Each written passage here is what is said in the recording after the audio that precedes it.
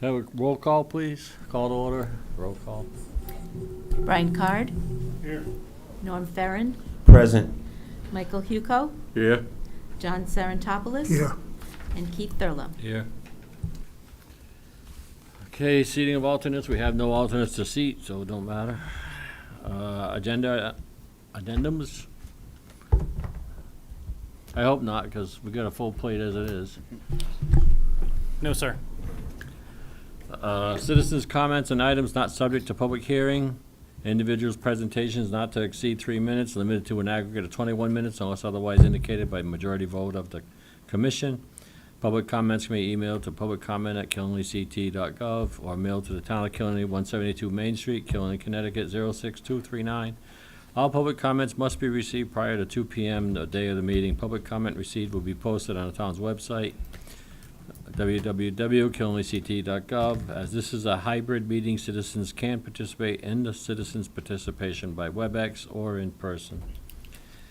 Town of Killenly .my.webex.com/town of Killenly. Oh, I'm not going through that again. That's right. It's available from the Yeah. staff if you need it. It's all on the agenda. It's a clickable link online if anyone wants to join that way. Okay, citizens' comments. Anybody not speaking about any of the public hearings we got tonight? 90 is a public hearing, so you don't speak on the citizens' comments. And the Amazon is not, we're only receiving it tonight, so it's just, there's no action really gonna be taken with it till the next meeting, but free to speak.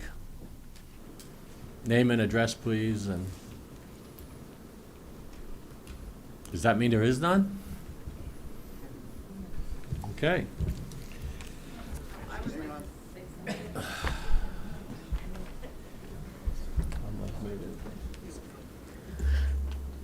Rebecca Rainville, 120 Laho Road in Danielson, Connecticut. I would just like to say that I think this project should be denied with prejudice. I also think that any other data center, any other warehouse should be denied with prejudice at this time. National-wide study from NASA on the environmental impact of mega warehouses in small towns revealed a 20% spike in nitrogen dioxide polluting the air in the communities located near these warehouses from heavy truck traffic leading to asthma and other threatening health conditions. I don't feel that this, and our community doesn't feel that this should be here in our downtown, which it pretty much is in our downtown. Our Chamber of Commerce is right there. Access to the highways would be 435 to 800 trucks a day going through residential neighborhoods. 24 hours a day, 7 days a week. We also have Davis Place Rehab right there where trucks would be braking and then accelerating, exhaust fumes. This mega warehouse was just extreme noise pollution and light pollution. I just feel like I'm repeating myself constantly. It's just, I think it'd be detrimental to our town. It doesn't offer us anything, a few jobs, but in the long run, the health consequences, the mental health consequences would be enormous. Our downtown would never be the same. Never be the same. And now Amazon is trying to build a 2.1 million square foot one in Ockham, Connecticut, Norwich. So that is, maybe 14 miles or less from here, and just short from the one in Plainfield, and not too far from the one in Rhode Island. Now, who's to say the one in Dayville on 101 isn't also going to be another Amazon? I just don't understand. They come here and destroy perfectly good forests. They interrupt our wetlands and our vernal pools. The people that are selling that land, I feel sorry for, but this isn't the right business to put in there. You know, I'm in the medical field. We need homes for veterans and homes for our senior citizens. Something Ma'am, like if- that you're would be better beyond off. 4 minutes now, if you Okay, I'm could, sorry. please. I just would like to say just deny with prejudice, please.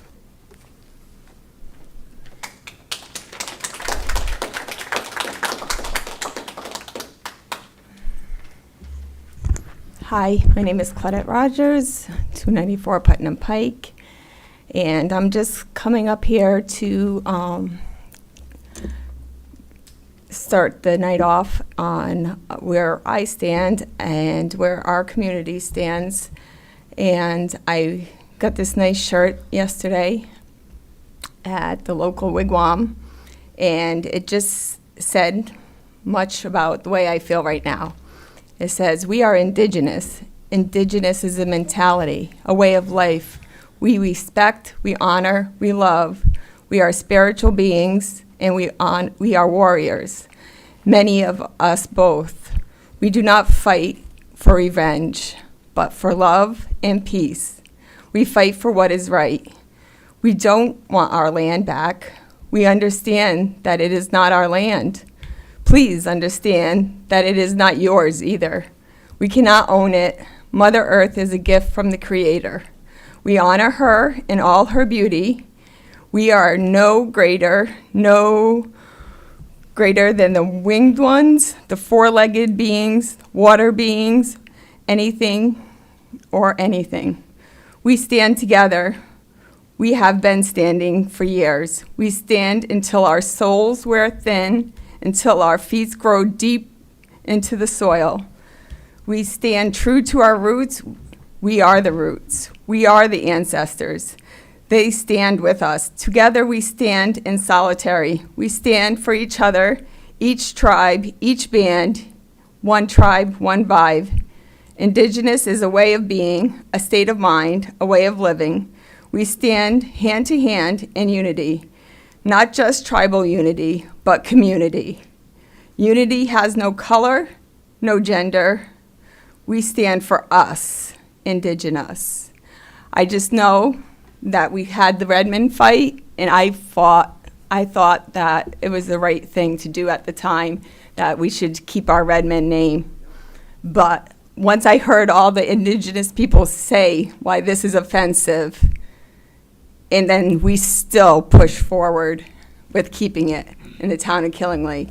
And not respecting our land, if we don't respect our mother and we don't respect our daughters, then I think what we're doing to the wetlands, what we would be doing to the wetlands by letting this, or letting these things happen, would be a very bad service to the land. So I just wanted to also show this family picture for everybody to see. This is up at Ross's Cliffs. This is where Amazon will be. Amazon will be here, and Putnam Pike back here. North Road, people pay view taxes. Their view is going to be of 90 Putnam Pike. I really think those things would diminish the rural character of Killingley. Thank you.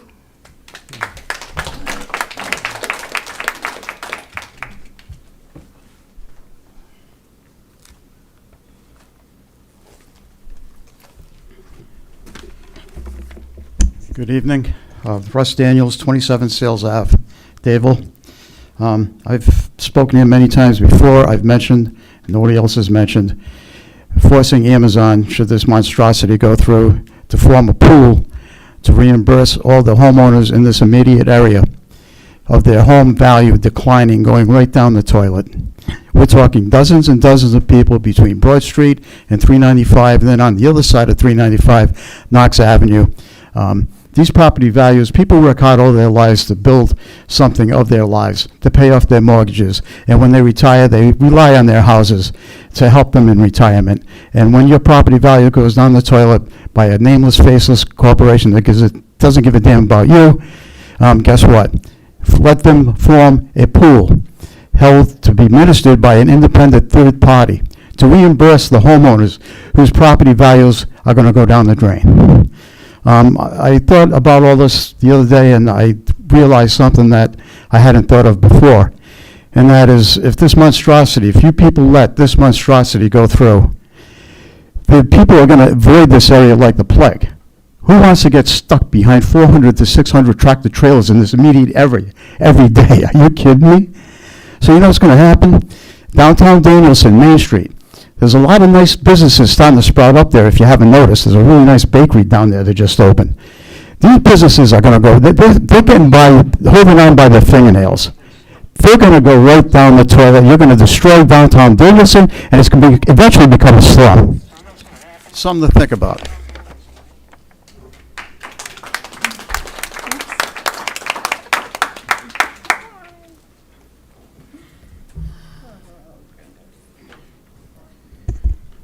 Ian McDonald, 548 Valley Road. Just following up on that a little bit, I know in the intent document of the planning and zoning, and I know not everything is necessarily guided by that, but it does very much talk about the purpose of much of this being to kind of create, areas where the types of businesses that are happening are kind of harmonious and, and kind of working on in similar issues. So, we have a big drag over by the industrial park, and that makes perfect sense, and I've never really been frustrated driving off that exit over by the industrial park, because I know that's where all the trucks are going. If I'm getting out there, I'm expecting that's their territory. And what he was saying, that certainly runs counter to this. And, I know maybe this doesn't come into this, site plan consideration, but it is, we have a lot of businesses in town who have been good partners, who have worked with us, who have, we've had back and forth, and we're not always on the same page. It's not always a perfect relationship, but we know what those relationships are. But I think we can kind of see from how this has proceeded to this point, a very different kind of color of relationship. And I will say that, the gentleman from Amazon who came here was honest in saying we chose this area because we saw it as the most profitable for our business, which I think, I appreciate his honesty there. But, when it comes to asking for a tax abatement agreement to be, cut down, when we have trucks going maybe places we don't want them to go, if there's any kind of issue on Knox Ave, nothing to keep them from going downtown. There's nothing to keep them from going downtown right now, as far as I can tell. And that's where Google sends people, and you got a lot of independent drivers there. It's not only Amazon's drivers, a lot of independent drivers probably coming out of there. So I think this is, as they were saying, particularly for the downtown area, this is very concerning. And I don't think we should expect, I think what we've seen to this point, we should expect that sort of relationship going forward, and whether or not that can, affect any decision you make, it certainly affects how I'm seeing this. Thank you.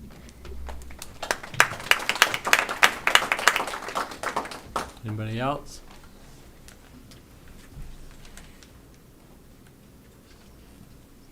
My name is Sam Mosher, 6 Mountain View Landing in Danielson, Connecticut. Name again? What's that? Name again? I was looking. I was up here before and talked about the side effects of these big warehouses. That NASA has done a study about the nasty effects of NO2 and what it can do to your families, your area, north and south, and all around of these warehouses.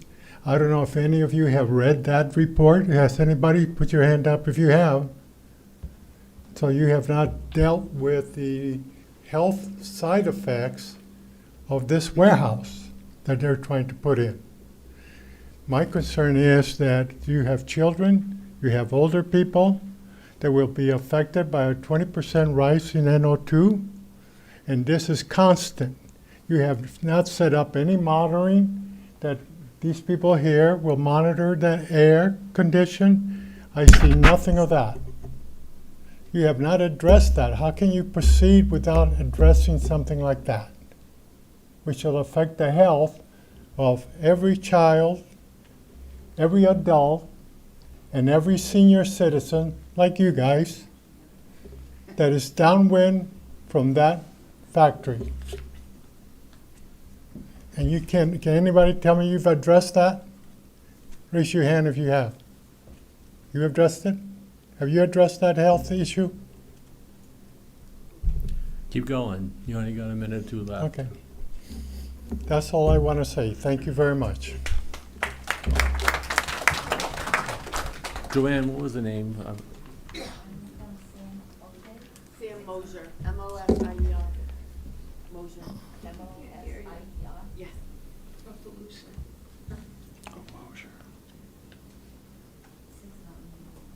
Thank you. Ida Barris, 1123 North Road. You've heard all these really, really good reasons to not do this. So let's say no. Thank you.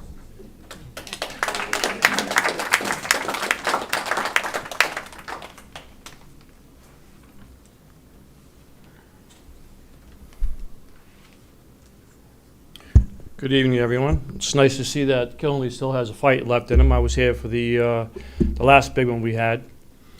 And I'm again glad to see and proud that the town has come out to speak about this project. Obviously, there still needs to be a lot more studies done before we can move forward here. And I appreciate some of the comments that were here tonight. I know some of the town council members here. I hope that you will take some of these comments in consideration before you make your decision. I was born on Commerce Avenue. I raised my family in East Killenly. And again, I was here for the first fight when Walmart wanted to come in. And my concerns are the health issues. You got a school over here, convalescent home, multiple elderly communities. That's why I raised my family in this community. It's a quiet corner. It's beautiful. I just love to keep it that way. Thank you very much. What was your name again?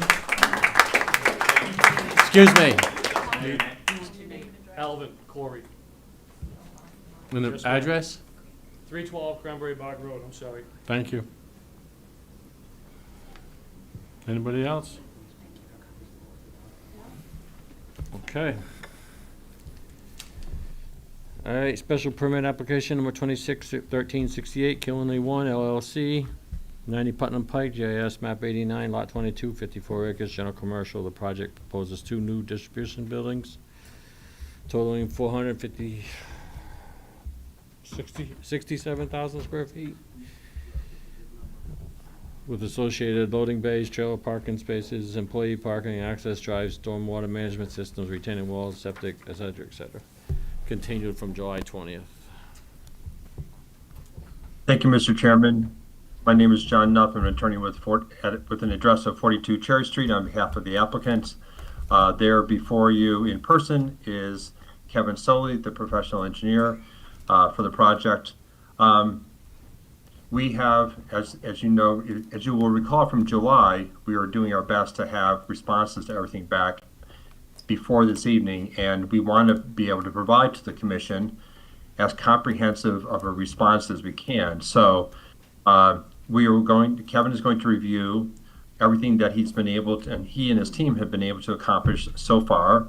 I think Andrew White is going to offer a brief oral summary of his responses to what we have provided, and then we'll continue to September. I think you know, and I've had this conversation with Attorney Slater, that under the statutes, a hearing can last for 35 days plus an extension of an additional 65 days.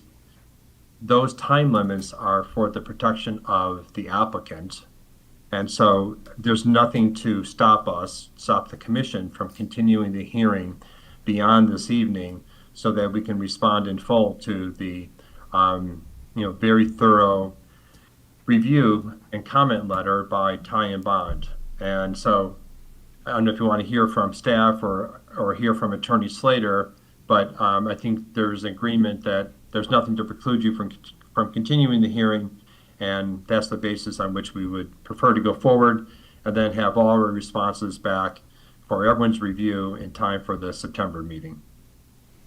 Does that require letter in writing?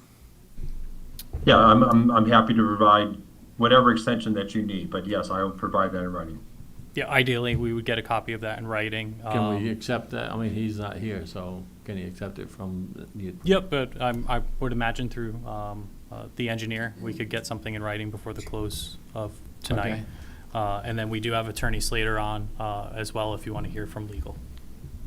Yeah, Mr. Chair and members of the commission, what Attorney Nuff is referring to is the statute 8-7D that has the deadlines in it.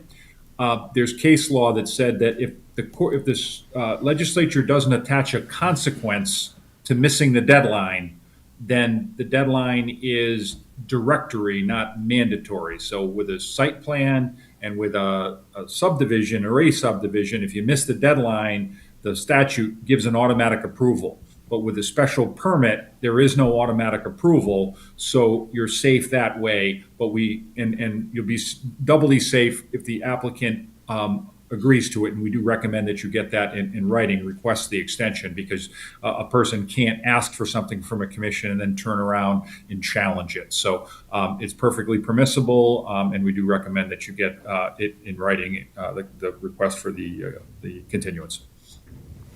Mr. Slater, do we need, as a commission, to do anything, motion or what have you, to do that? Just in the ordinary course, if you got to the end of the meeting and you want to continue the hearing on, just do it in the ordinary course as Okay. long as you got the extension. Okay. Thank you. Thank you, Mr. Chairman, and thank you, Attorney Slater. So now I'll turn it over to Kevin Soley, who can quickly review the substantial comments and changes that have been made in response to the peer review comments, and then we'll hear from Andrew White. Okay. Thank you, John. Again, for the record, my name is Kevin Soley. I'm a licensed professional engineer in the state of Connecticut with Soley Engineering, offices at 501 Main Street in Monroe, Connecticut. I also hold the designation as a professional traffic operations engineer. As Attorney Nuff indicated, we did provide a response, a partial response to Ty and Bond last week. We've been working diligently with them and staff to make sure that we're able to adequately address all their concerns and comments that they've raised. We've responded to the bulk of them. However, we are going to be following up with some supplemental information and analysis, including a noise study, and then just some refined stormwater analysis calculations. But I wanted to kind of at least run through some of the changes that we've made to date. And I want to say, I know I said this before, but I'll say it every time. We honestly believe that projects improve with this level of review and comment. As we can make changes and tweaks to our plans and our design, we feel that ultimately the project today is better than it was when it was initially first submitted. And we're very optimistic that we're going to be able to, or we're confident we're going to be able to address every one of their concerns, and at the end of this process, we'll have the best project for the town of Killingly. So just to orient everyone, again, so this site is on Putnam Pike, just east of 395 and north of the intersection with Hartford Pike. Again, the site is zoned general commercial. The proposed uses are allowed in the underlying zone through the special permit process, which we are pursuing now. There are some wetlands on the site, and this site has fully received approval from the Killingly Inland Wetlands Commission for that crossing and regulated activity associated with the project. So we have made several revisions. I'm going to run through those with you tonight. Again, we're confident we're going to be able to address every one of those comments that was raised in the peer review letter. So for our overall site layout plan, again, we are still proposing 2 industrial buildings, a smaller one on the west side of the site, and then a larger one towards the east side of the site. Again, the site is topographically a challenge where we will be providing a driveway which will essentially ramp up to a plateau for the westerly building, and then it'll continue to rise in elevation as we get to the easterly building. Several things that we've made in response to some of the comments. We provided additional detail for our parking summary to establish and identify both our standard spaces, our proposed EV-capable spaces as required through the building code, and we clarified any of those calculations on our site plan. We provided additional extensive figures relating to truck turning. So up at the driveway, we have incorporated additional signage regarding directional signage for those trucks to ensure that those vehicles do travel left out of the driveway and south towards those ramps on 395. So we've added those additional signage there. We've also reduced that radius on the northeasterly side of our driveway intersection with Route 12 to further preclude and discourage any type of heavy vehicle travel towards the north. As we believe and as we've indicated that, the site can perfectly be supported from a transportation network with vehicles only traveling south towards the highway and those heavily traveled commercial areas.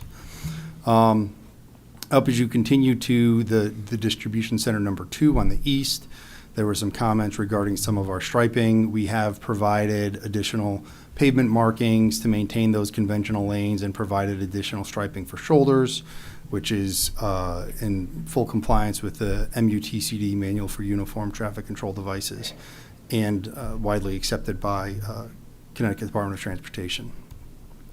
There were some comments regarding the geometry of our intersection, essentially connecting our main drive and the truck access for the distribution center 1, warehouse number 1.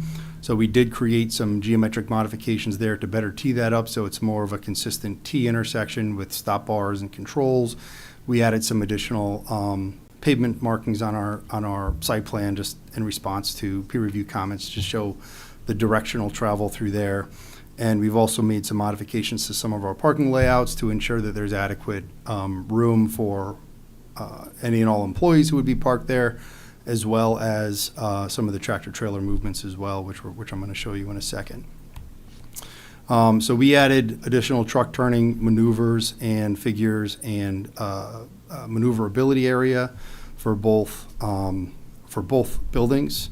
Warehouse building number 1, which is to the west, we've eliminated some trailer parking spaces to provide for that additional truck turning maneuvers to be able to freely enter and exit the site without any conflict with any other vehicles. And for building 2, the larger building to the east, we've provided the same considerations there to better remove or to better allow for those large vehicle maneuverability. We provided a number of additional figures in response to peer review comments, truck turning figures by each warehouse building. This is the truck turning figures for warehouse building number 1. You can see they're able to access and travel through the site, traverse through the site without crossing over any striped yellow median or raised median as it pertains to the main driveway. For warehouse building number 2, again, after you make that cross over that permitted wetland crossing, which we already have, there's more than adequate room for any and all tractor trailers to navigate the loading dock and trailer parking spaces in accordance with comments raised. And then as you go down towards the driveway, again, we've provided additional figures which further verify that we have adequate room for allowed tractor trailer movements entering and exiting the facility without those tractor trailers crossing over that double yellow line, both entering the site and also exiting the site. And again, all that traffic is directed towards the south, so for easy access towards 395. Additionally, we provided additional turning movement templates for emergency vehicle fire department access, and you can see that they're able to fully navigate the site, maneuver through, and access the building as needed in accordance with their requirements. We provided those for both warehouse building 1 and warehouse building 2, so they can fully navigate and approach the buildings for all their purposes. We also provided those turning figures at the driveway as well, so you can further see that fire trucks can enter and exit the site without crossing over yellow lines or having any impedance with any other traffic that may be on the road. And we did provide that for both access from the south and from the north for those emergency vehicle access if needed. Additionally, we added more details regarding additional signage on the site in response to Ty and Bond's comments. We provided a standard detail for a monument sign, which would be located on our property, and then advanced warning signs and directional signs for any and all vehicles so that there's adequate advanced warning and notice for anyone who's going to be coming through the site, whether it be just a passenger vehicle or a tractor trailer. We added some additional signage along the road itself. Ty and Bond did provide a recommendation that we add a falling rock sign. However, I believe it's included in our application materials. Any and all exposed rock faces will be fully stabilized, so there wouldn't be any risk or danger of anything like this. But we did want to provide the additional signage just in response to Ty and Bond's comments. And that continues towards the rear of the site and along Building 2 as well. In that northeast corner of the site, we added some additional signage there as recommended by the peer reviewer. We've made some extensive changes to our plan and our stormwater management system in response to comments raised by the town's peer reviewer. We've added some additional driveway safety measures so that just from a grading standpoint, our driveway, we've maintained a 3% grade as it intersects with Route 12, and then it slightly increases to an 8% slope. And again, that's actually not only conformance with standard design practices for facilities like this, but it also even complies with the town of Killingly's road standards for roadways that are built throughout the community as well. So, and those are some aspects of things that we took into consideration because we wanted to ensure that, we meet all the requirements not only of the community, but also of the Department of Transportation as well for that driveway. We've provided some additional modifications to the stormwater management basins. We've added secure access paths to the basins for ongoing maintenance, and that allows access to those basins for any vegetation management that may be needed, and also management of the spillways, which are designed in accordance with all the applicable standards of the 2024 Stormwater Quality Manual by DEEP, and additional standards required by CTDOT for their drainage manual and the town of Killingly stormwater requirements. We've provided an overall landscape plan, which was a part of our set, but we've also added the landscape compliance table, which further establishes how we satisfy any and all requirements associated with proposed landscaping. We quantify exactly what the calculations are, and we've demonstrated that we're able to comply with any and all requirements. We've provided comprehensive overall and blow-up lighting plans for the entire site. Our whole lighting plan is designed with dark sky compliant fixtures, so those are recessed lights. It reduces glare, and we're able to demonstrate that we satisfy any and all requirements related to spillover of those light sources, so that this is not going to be something that's going to have a massive glow. All of those lighting fixtures are designed to minimize that and to ensure that we do not have any spillover beyond the property lines or anything like that for the proposed development. And there's 4 sheets in our sets related to our lighting plans. We added some additional details in response to Ty and Bond's comments. We added some additional details regarding the concrete box culvert, which was approved by the Wetlands Commission and had been reviewed with your town engineer. We added some additional standard details for the proposed water towers, which would be designed and installed adjacent to each of the buildings, so there's adequate fire suppression for both volume and pressure, in addition to adding details for the underground propane tanks that are currently being considered for these 2 proposed buildings. We had talked previously about, in the last hearing, we went extensively through our stormwater treatment train and all of the water quality measures that are being proposed as part of this. You can see on this detail sheet, there's also the jellyfish filter details which just further reinforce that we're going to be able to fully comply with any and all stormwater requirements to ensure that there is no adverse impact to the surrounding properties or any water quality concerns related to this proposed development. Additionally, there were some comments raised regarding our proposed traffic study. We've been working with the peer reviewer. We have been, our study area intersections have been consistent. Again, just to reiterate, this project does not represent a considerable traffic generation based on the proposed land uses and the size of these facilities.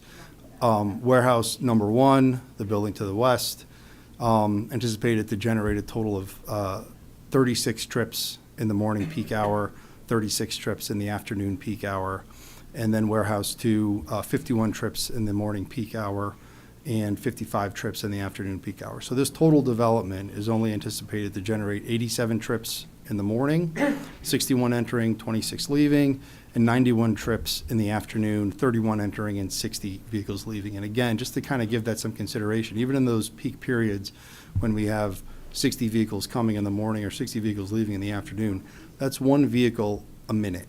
This is not a mega warehouse, as people have been alluding to. This does not represent a significant trip generation, and our analysis has indicated that we will not have adverse impacts on the traffic operating conditions of the area roadway network as it travels through here. We've provided additional turning movement templates, which I've showed you, but we'll put them in here again as part of our traffic study. Both truck turnings for both warehouse 1 and 2, and again, those driveway turning movement vehicles as well. There were some comments regarding the intersection of Putnam Pike, Route 12, and Hartford Pike. So we actually did do some analysis of how that existing intersection geometry functions.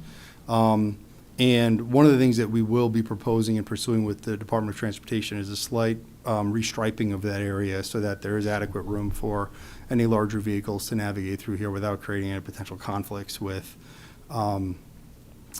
any vehicles who may be stopped on Putnam Pike waiting for that light to turn green or anything like that. And again, we also did an analysis of, because it was mentioned in the Ty and Bond peer review about that being a concern for accidents. We actually did an accident analysis over the past 3 years. All of those accident instances, there wasn't any evidence that they were geometric driven. They really were just driver behaviors. And as traffic engineers, when we look at a traffic analysis or an accident analysis, we have to look to see if there's something there's an existing issue that's causing, higher rates of accidents. There were none recognized in the periods that we analyzed. However, we do think that providing some additional striping modifications here, which we will pursue with the DOT, will further reinforce that traffic can continue to flow through this intersection and through this network. Again, we just provided additional detail for our our intersection site distance, both for passenger vehicles with those sight lines as well and those profiles.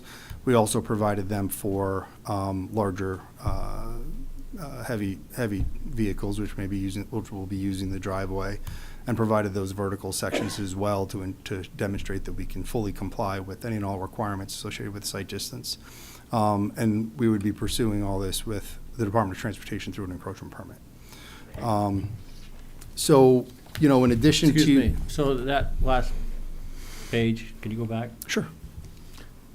No, that's a profile for Route 12 at the intersection of 101 up. I just want a definition more clear so I know what you're looking at there. Yes, this is a vertical intersection site distance profile for trucks who would be at our driveway looking left, and this demonstrates that we can do some minor regrading in the right-of-way as part of an encroachment permits process, and we can satisfy the site distance requirements that So Department... this is sight line. Yes. All right, it's not very clear, so I can't tell. So. Oh, I apologize. All of I will say all of this information is included in our submission materials, which have all that meat in it. So it's very clear, and it'll be very evident for the peer reviewer to be able to offer concurrence that we have been able to satisfy all these requirements. In addition to the submissions that we have made to Ty and Bond and to staff with these revisions, we are compiling, as I mentioned, some additional documentation related to this. A noise study will be coming as part of this project. Final revisions to that stormwater report to address all the calculation changes that we've made in response to that. Updated soil erosion sediment control plans, and again, we presented them at the last hearing. We have a very extensive plan for this, which shows how this project can be maintained from a soil erosion sediment control standpoint throughout the duration of construction, and we've broken that up into phases for when we're doing initial site clearing, during construction, building construction, and then final closeout. Additionally, we also provided a number of supplemental reports and analysis with our response to Ty and Bond. We included an earth removal operations memorandum, which includes a blasting plan, so that's all done in accordance with any and all applicable standards. We have an emergency spill containment plan, which will be something from an operations standpoint, and then a long-term operation and maintenance manual for the proposed development. And all of these components, as part of the record and would be hopefully part of an approval, are going to create the ongoing responsibilities associated with this project, so that things that we've talked about with driver training and awareness that all vehicles have to travel south on Route 12, not to travel north, through some of those less commercial areas. All of those aspects are part of this record that we believe will ensure that the operation of this facility will not have an adverse impact on the community. So that's, I wanted to run through the changes that we've made to date that we've been able to provide. As Attorney Nuff indicated, we acknowledge, and we will certainly grant whatever extension is necessary so that we can continue this. And then we're very confident, again, that we're going to be able to get through this peer review with Ty and Bond with concurrence from them that this project does and will comply with any and all requirements associated with the proposed development. Do you have any centerline profiles of the roads going in and out? The driveway? Yeah. I don't have it in this presentation. We do have them for our driveway. Is it That's possible to bring that next time? absolutely, of course. And I'd like to see a cross-section at that house that's right there in front of the first Sure. building. So across, the building, from the building front down, to see what's proposed. It's hard to define looking at it like it is. Yes, we can we'll provide a full roadway profile, present that at our next hearing of our proposed driveway, and we can provide a section through that, from Putnam Pike through the site, so you can see the grade changes as you go from west to east. I remember that person speaking about a lot of water issues and wanting to see that it's. Yeah, and as you may recall from our last hearing, and we certainly discussed this and went through this as part of our wetlands process, we are able to, right now, there is kind of a natural drainage ditch which takes the majority of this stormwater from this site and directs it right through their backyard. As part of our project, we're able to actually intercept, collect all that, treat it, and then redirect it around. So it'll actually be a considerable improvement for the resident there than what currently exists today. And that's So documented. is that spelled out in your drawings? It is, yes. It clearly shows how we're collecting all that runoff, how we're redirecting it down and around. We have a proposed basin just south of that house, and all that stormwater is being collected and routed out so that it doesn't do what it does today. Yeah, as long as we can see that somehow. Mhm. Clearly, I can't see this on this one, that's all. But let's hope we can get a bigger one, or Sure. even if that whole thing. Commissioners, any other questions at this point?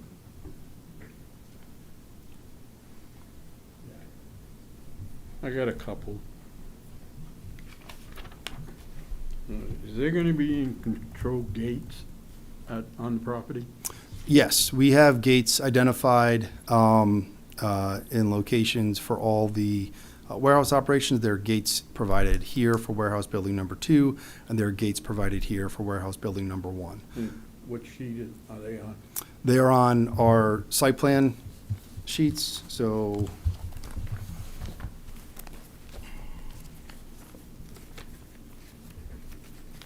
they're shown on sheet 2.10, which is the overall plan, and then sheets 2.12 and 2.13.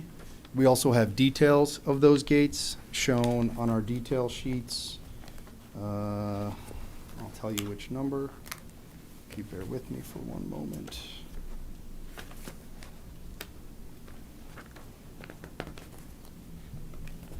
Those are shown on sheet 3.09, the construction detail sheet for those gates. Are they gonna be manned? Hmm? Are they gonna be manned? They're going to be manual gates that employees will come out and open and close as they're needed. So if you have an emergency there, somebody's gotta come out to open them to let the. They can be equipped with a lockbox, similar to a lot of other instances, so for emergency vehicles have the ability to come in and get those as needed. Can you put that Yes. someplace? So- Yep.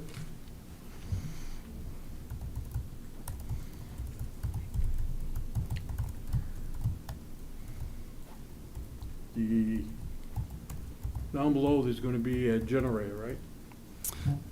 Down by the entrance? We have,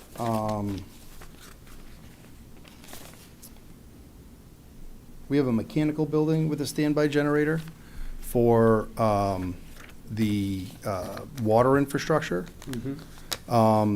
So yes, there will be an emergency generator associated with that building for that. How's that? What operates that? Um, Be operated on? It'll likely be, I mean, I don't think we've specified the specific type of generator. I mean, generally speaking, you could either do, you could do a propane generator, you could do a diesel generator. If the commission has a preference, we'd be happy to. No, you tell us, or you should tell us what's gonna be in there. Yeah, I think we would probably propose a diesel generator so that it can be, maintained and operated in accordance with any and all requirements. And it's gonna be, you know the dimensions of that mechanical building?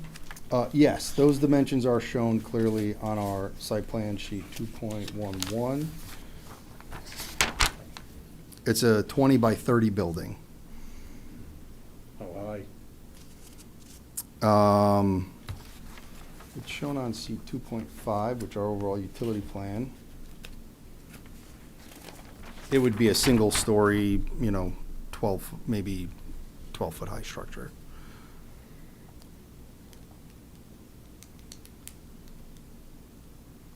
And the pump's gonna be for water? Correct. Drinking water and to refill the tanks if needed? Uh, Or is that separate?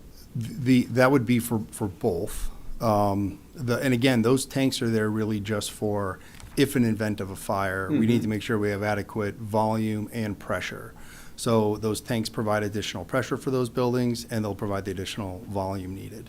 Well, The buildings themselves would also likely be improved with a fire pump inside, so that further gets reinforced as part of the design system. if they're used though, you're gonna replenish the, Yes, that's correct.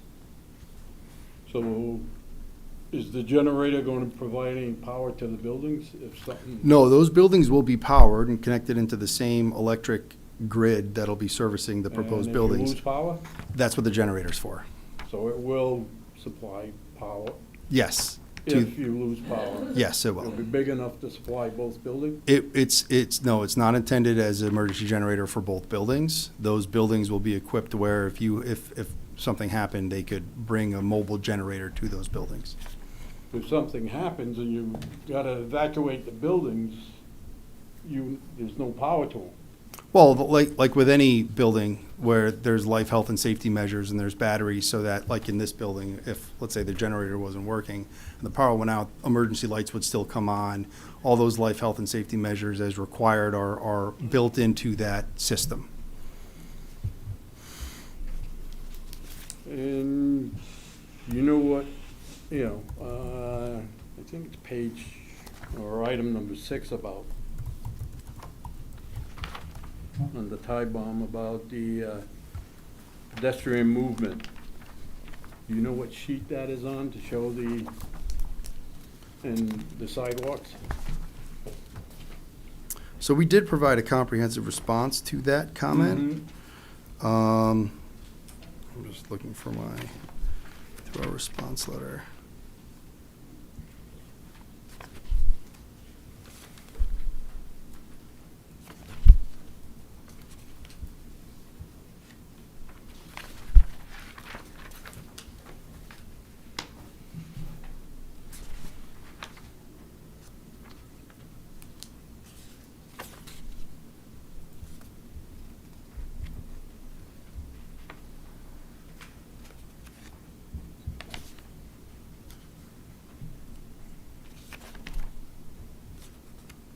Which page was that on in their comments? 2, number 6.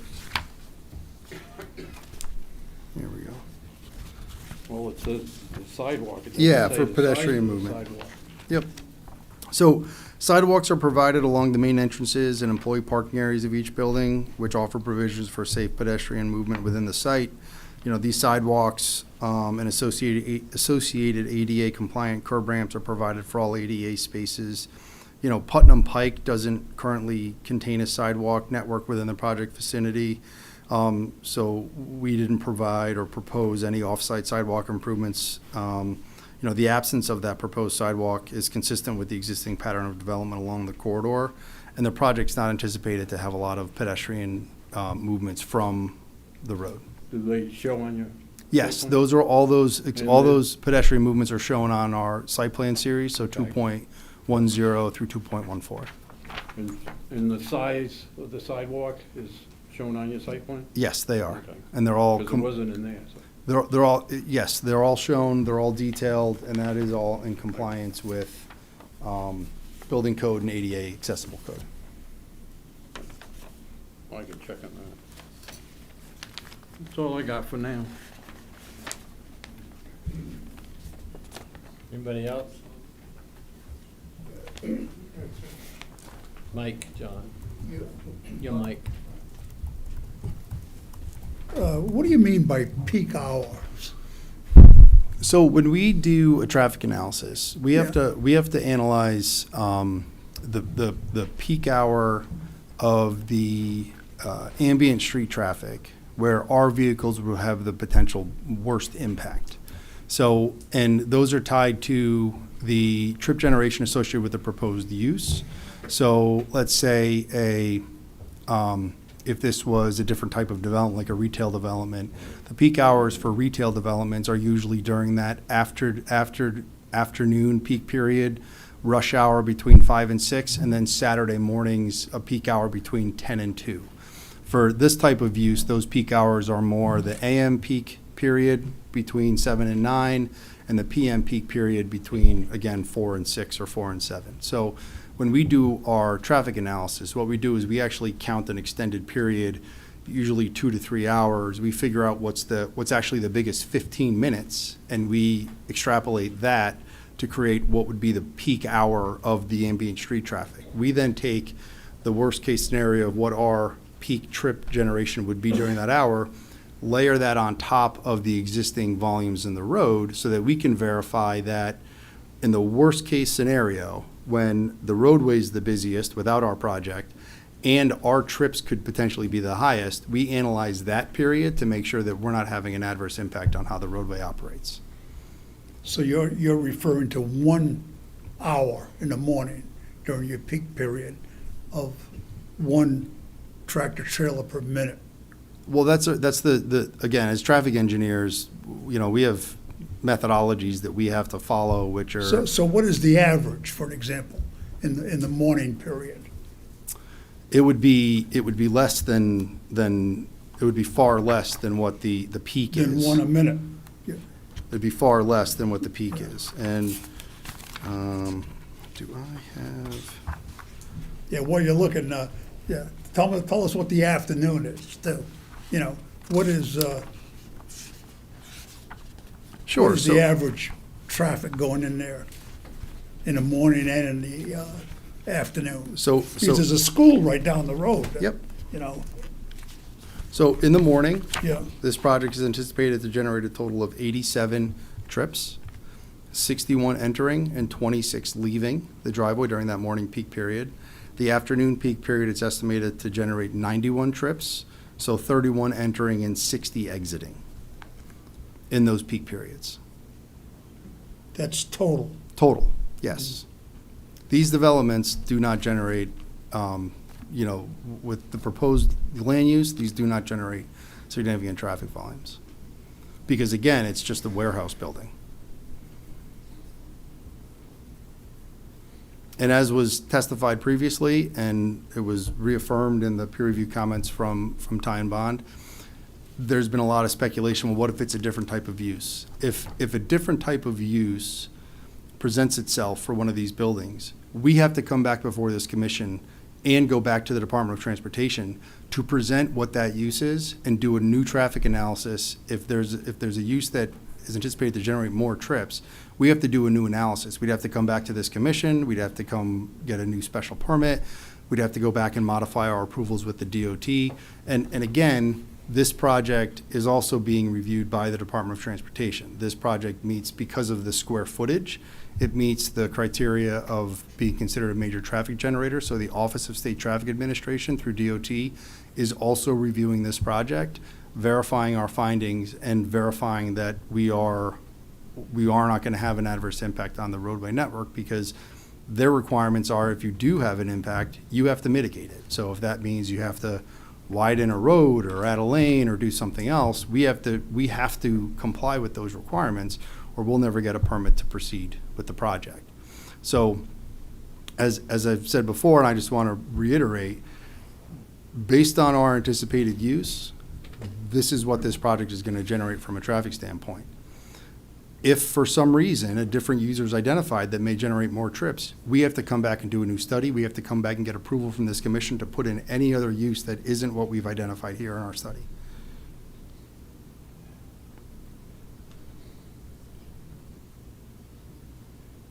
Okay, John? Mhm. Anybody else? Questions? Go ahead, Brian. Yeah, just follow-up questions. So just while you're on the OSTA, what is the status of the OSTA process right now? We've submitted our step one. They have concurred with our volumes and our proposed intended uses. We're in the process of step two, I believe. Okay, did you submit a copy of the Phase 1 approval letter? I don't think we have that. I'm not sure if we did. Usually those are, but we will make sure we provide those correspondence with the DOT.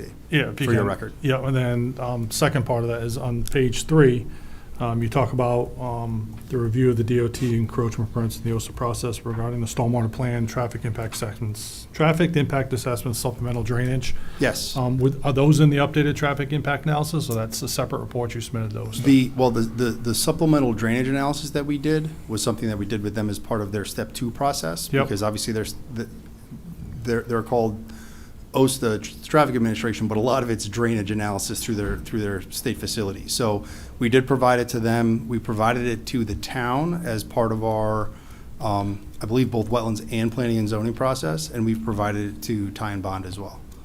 Okay, because I don't recall seeing the drainage analysis anywhere, so that's why I'm asking. And it's probably because that drainage information is included in our stormwater report. Yep. And it's just because traffic engineers and drainage engineers, they're different types of engineers.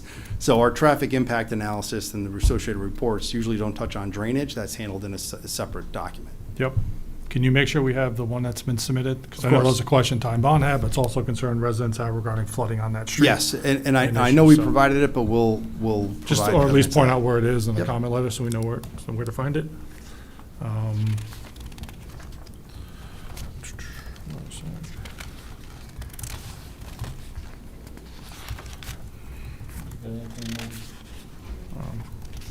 Hold on, I might have one. Is the restriping at Route 12 and 101, has that been discussed with and submitted to OSTA yet? Not yet, because that would be something we do as part of our encroachment permit process, which would follow local land use approvals. That would be an encroachment permit, not a change in the traffic patterns there? It's just striping, so it doesn't really affect the traffic as it moves through the intersection. It just kind of addresses where a stop bar would be located. Yeah, because one of the concerns there is how much of that right-hand turn lane you're going to be restricting by moving that stop sign back, a stop bar 40 feet So back. it's actually the right turn lane, well, the You got two straight-ahead lanes, you got a right turn lane. That right turn lane gets backed up now with the two cars sitting to go straight. You have a straight and you have a left turn lane at that stop bar. So there's a channelized right turn lane. Right, but you have a left turn lane and a straight-through lane. Yes. And then you got the right turn lane. But I'm So- saying the traffic backs up right now enough to block the right turn lane. Yep. And you do see some accidents there, people trying to sneak by. If that stop bar is moved back 40 feet, my concern is what impact is that going to have there as well? So we In wouldn't- backing up the traffic further on that road. Of course, and we can provide a more detailed, comprehensive response to that. The right turn lane, actually, that stop bar wouldn't move. It would just be the left lane Understood, that I would slide understand that back. part of it. But But my yes. concern is the backup of traffic, because now Sure. people can't get to the right turn lane. We can include that, a narrative of that. Because last meeting it was commented that that intersection was fine, and now we're telling us that the intersection is not fine. So, From an operating condition standpoint, it does operate. yeah, but last meeting it was mentioned that no changes would need to be made due to the configuration, so.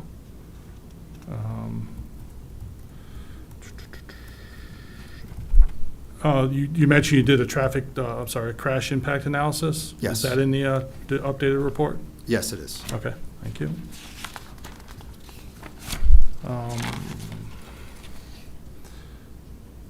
And the last thing is, can you remind us, or is there any updated water supply system upgrades that are needed for the site beyond what was discussed in the November 25 memo?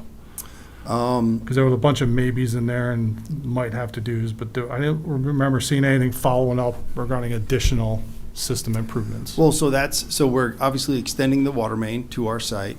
We're providing our maintenance utility building, which is going to provide additional pump to help get that water up the hill. And then we're handling the water infrastructure on our site through fire pumps within the building and the water tanks proposed for each structure. Yeah, is there anything updated, or is it just that November memo that's detailing what has to happen and what the supplies are, the water volumes, et cetera? Well, all of that is discussed and identified on our utility plans, but we could certainly provide a supplemental narrative if you- Okay, and just so I can find out utility plans, because we don't have a full set, so it's tough to find these things on the small set, so. Yeah, and we're certainly happy to provide more copies. We spoke to Jonathan's office this morning. We brought a couple more copies. So if anyone else wants full-size sets, we're happy to provide whatever the commission likes. Okay. All right. Keith, I've got another. Just so that I'm clear, are you saying that the state has already informed you that that intersection of 101 and 12 is adequate enough to handle this traffic? Or is that something for them to determine as the process? No, we've provided to them our capacity analysis summary, which shows. Have they given their approval on that? Or is that something that they only do if the project goes forward? They act after local planning and zoning. They want to make sure that they'll allow us to start the process, which we have. As I mentioned, they've approved our volumes, they've approved our trip generation distribution, and our analysis shows that in our build condition, all of those intersections maintain acceptable operating levels of service, and they do not have any degradation. So what the DOT does is they'll look at an intersection, if you're including it in your study, and again, typical traffic engineering methodology is you include intersections if you're putting more than 100 trips there. We have less than 100 trips being generated totally for our project development, right? And the reason for that is on any given day, you can count an intersection this afternoon, you can count it tomorrow. Those volumes may fluctuate by more than 100 trips. So that's kind of like that threshold. But what they look at is they say, okay, you have to look at every approach. You have to look at how the vehicles are moving through that approach, what the average delay is for someone traveling eastbound or westbound or northbound. And then if there's any degradation to that, we have to show that we can improve the intersection and the capacity so vehicles continue to flow through. our analysis shows that all of those approaches will not have a degradation where anyone will have an increased delay, over 15 seconds, which is what their threshold is. So we're very confident. Obviously, we have the DOT reviewing our analysis, and we have Ty and Bond reviewing our analysis. So we haven't received their final certificate yet because we have to finish the local process first, but they are very much all over this to make sure that we aren't going to have an adverse impact. Doubles gonna be going in there? Double trailers? No, we wouldn't anticipate any, no.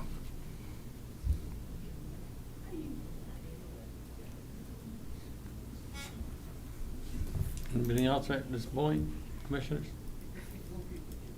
Mike? John? Go ahead. You said? John? No.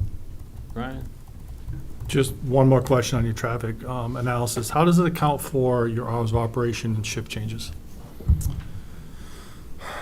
Well, those are built into the traffic analysis for the standard trip generation rates that we use.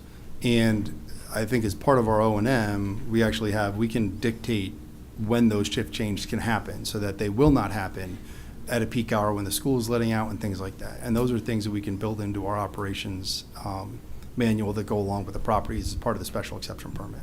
So that if for some reason something happened and you saw a shift change, they would be outside of their zoning approval and they could be dealt with, at that point. But again, we're trying to build that into this project so that it's very clear when those shift changes can happen and when they can't happen.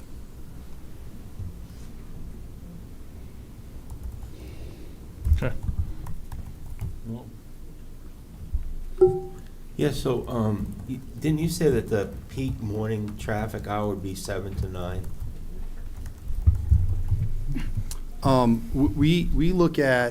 We study a broader range to find the busiest 15 minutes, and then we use that to calculate what would be a theorized peak hour. So yes, that's how we do traffic engineering. And we did do counts here while the school was open and operating because we wanted to make sure we were able to capture and understand any traffic related with the school. And there's no buses transporting at 7? Certainly, and those are included in our analysis. Because we did analyze it while school was in session. Okay, thank you. So, if I understand correctly, if I read it right, if I'm remembering right, was it 265,000 yards of material going to leave the site? I believe it's a little bit less than that. It's about 245,000 yards, I Okay, believe. it's 200 plus. So,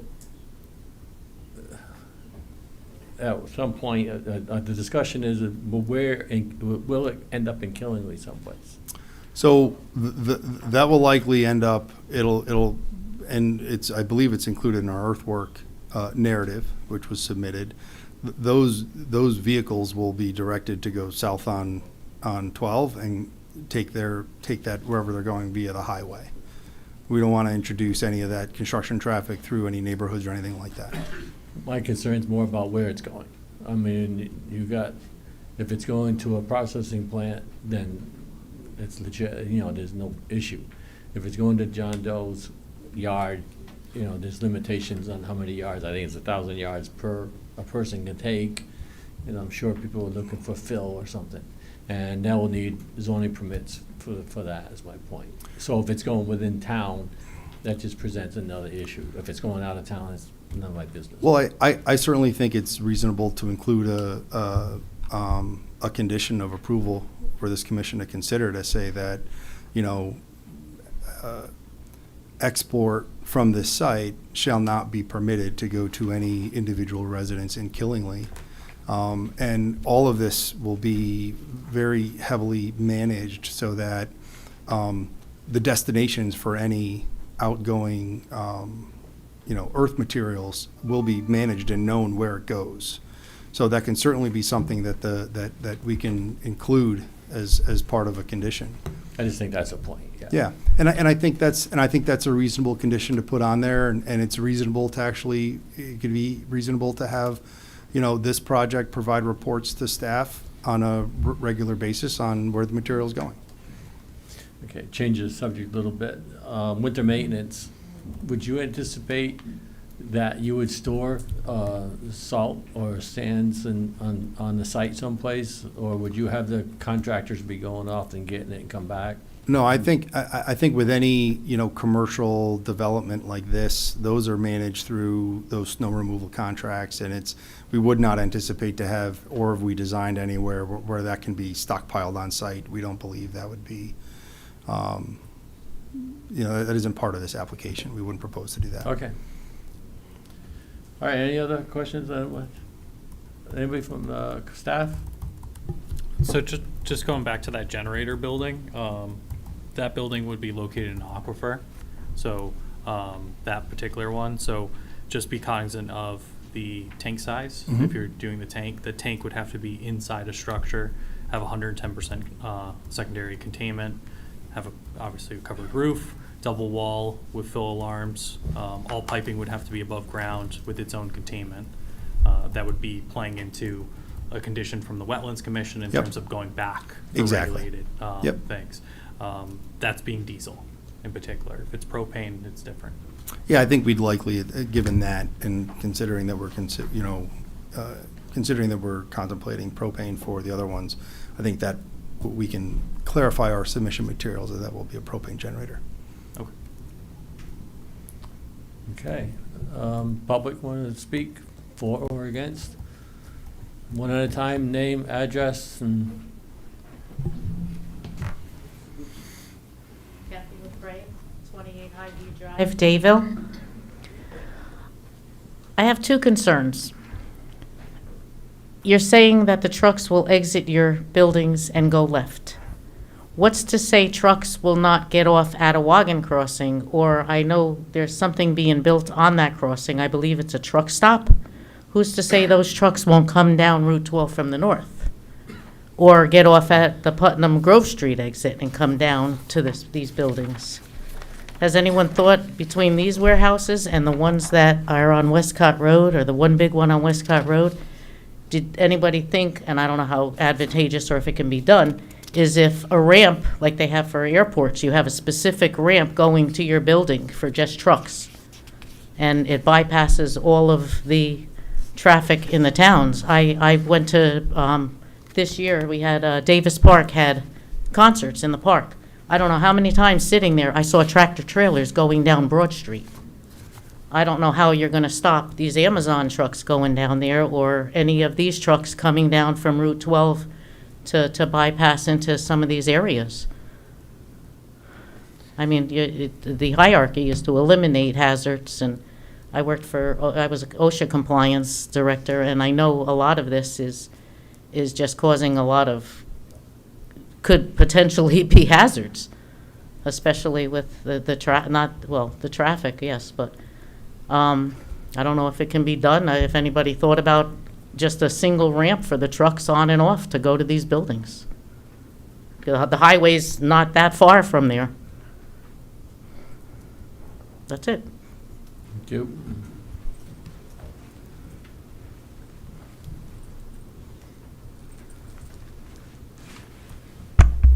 I'll try to read fast and keep it 3 minutes. Alfred Dufresne, 148 Pond Road, Dayville. Good evening. My name is Alfred Dufresne. I'm speaking tonight in regarding the proposed development at 90 Putnam Pike. I want to focus on one specific issue, groundwater and aquifer protection, and the need for site-specific hydrogeologic study. First, I think it's important to understand the difference between hydrology and hydrogeology. Hydrology generally deals with surface water, rainfall, runoff, drainage, streams, wetlands, and how water moves across the land. Hydrogeology deals with the water beneath the ground. Groundwater aquifers, wells, soil, and bedrock fractures, recharge, and the pathways through which groundwater or contamination can move underground. Those are not the same thing. The application may contain stormwater, drainage, and other hydrologic information, but I have not found a site-specific hydrogeologic study in the application record that evaluates how proposed excavation, rock cutting, and blasting could affect groundwater and fractured bedrock. That is an important distinction. When rock is excavated or blasted, fractures can potentially alter groundwater pathways, surface water and groundwater can also be interconnected. Water does not recognize property lines or zoning boundaries. Killingly's Aquifer Protection Overlay Zone S580 of the zoning regulations exists to protect valuable resources of potable water from contamination or other impairment. Connecticut Aquifer Protection Act, Connecticut General Statutes 22A-354A and following, likewise recognizes the importance of protecting groundwater associated with public drinking water supplies. So I believe there is a basic scientific question that needs to be answered. We have sufficient hydrogeologic information to determine this project's excavation and blasting could do to the groundwater and whether there is a pathway by which those effects could reach or influence the protected aquifer system. If that question has not been scientifically answered, then I believe an independent site-specific hydrogeologic study should be required before final approval. And I want to address the question of cost. When we are protecting a public drinking water resource, the deciding factor should not be how much a hydrogeologic study costs. The question should be whether the study is necessary to prove to the Commission with the scientific information it needs to make a sound land use decision. For a development of this size involving specific earthwork, rock disturbance, blasting, obtaining an adequate groundwater information should be part of demonstrating that the site can safely support the proposed development. I therefore ask the Commission to require an independent site-specific hydrogeologic investigation addressing groundwater elevations and flow direction, bedrock and fracture characteristics, potential effects of excavating and blasting groundwater and surface water interaction, and potential groundwater pathways towards the protected aquifer and public water supply. A study can be performed before a decision is made, but if a drinking water resource is damaged, correcting the damage can be extraordinarily difficult and sometimes impossible. Please require the science before making the decision. Thank you.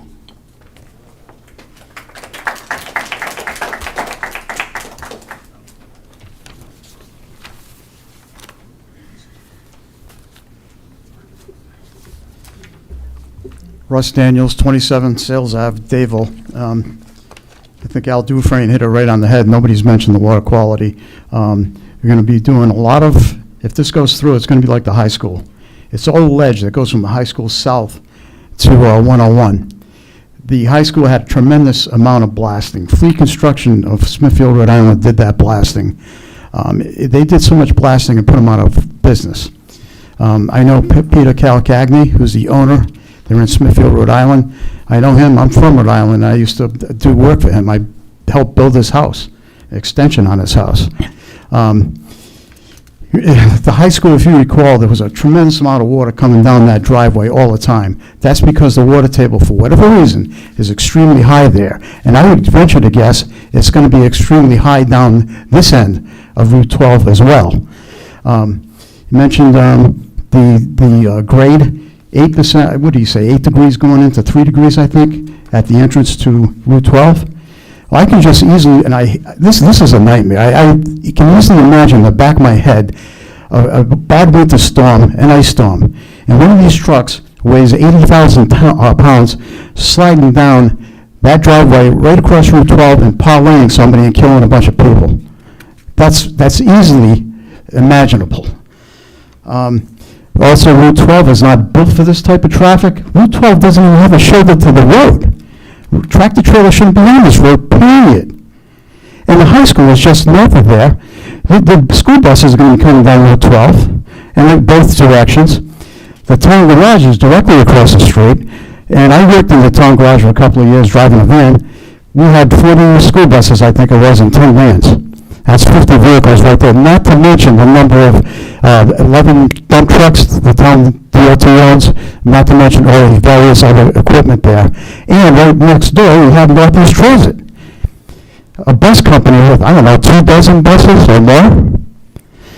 And then if you go right, now, first of all, this gentleman is saying none of the tractor trailers are going to go north on Route 12. Why don't I believe that? Time is money.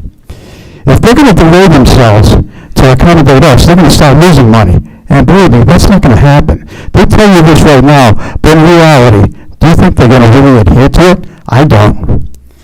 If you go left to the intersection of 101, that's the worst intersection in this town. Everybody knows that. One of the reasons is because it's not what I call a 90-degree square intersection. The streets aren't 90 degrees from each other. If you go down Route 12 to 101, if you want to take a right and go westbound 101, there's a big angle there. I don't care if you restripe the road or what. You don't change the radius of a tractor trailer, which is approximately, 70 feet? Have you seen films of trucks going around that corner? They're not going to change their radius because you change the striping of it. You don't change the dynamics of the tractor trailer itself. And the other thing is, there's an aquifer right at the intersection with the high school driveway. That's right down the street from this proposed building. Another thing, you haven't identified what kind of business you're in. What is this business? Does anybody even know? Anybody? Nobody knows because they haven't told us. What does that tell you? Does that really raise a red flag? It does with me. Because if they aren't willing to identify themselves, I say, let's throw them out of Kinley. They're insulting us and showing disrespect for us right out of the box.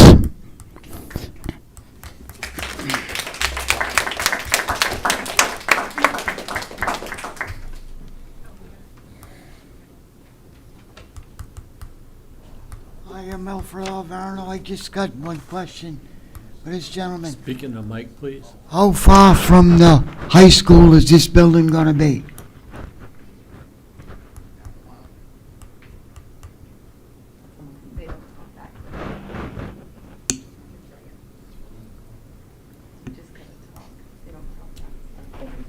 Okay, I'd just like to know how far from the high school it's gonna be. Because I know for me to get a license for an auto body shop, I gotta be a half a mile from the school. I've been through it several times. So I don't think they're no half mile from the high school property.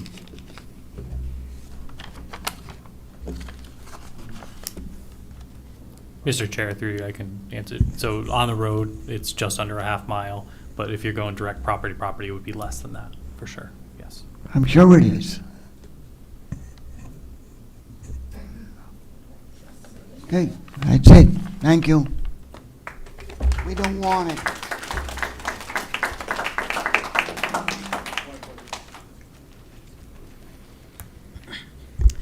Hi, I'm Dr. Angelina Wagner. I'm at 3 Providence Street in Putnam. I have so many questions, but the first one is, you stated that the worst case scenario was used for the traffic study, and that you anticipate less than 100 trucks a day, but you also say that you don't have a tenant yet, so you can't definitively say what the amount of trucks are going to come through unless you did a study on the maximum capacity of these distribution centers and how they could function, but you haven't clarified that. I find that interesting. Another thing that I find interesting is that if the application were to be approved tonight, your response to the tie-in bond, in that letter, there are several places where you say, essentially, trust me, bro, I'll give you a report later. And that feels disingenuous because I'm pretty sure you guys are the same company that did the Commons area in Killingly where Starbucks and Jersey Mike's is, and had to come back and restructure some things because of the chaos that it caused over there. And I'm not even from this town. Another thing that you mentioned is the batteries. The first building to the west is partially over the protected aquifer. So if there was an emergency, the buildings lose power, fire happens, how much of that waste is going to go into the protected aquifer? You said that there's going to be a battery stored on site to help offset the generator. What does that look like? What kind of batteries? What's then going to happen? I'm assuming your goal would just be let the buildings burn down, get people out safely. Yes, let's preserve life. But also, how is that going to impact the water of this town?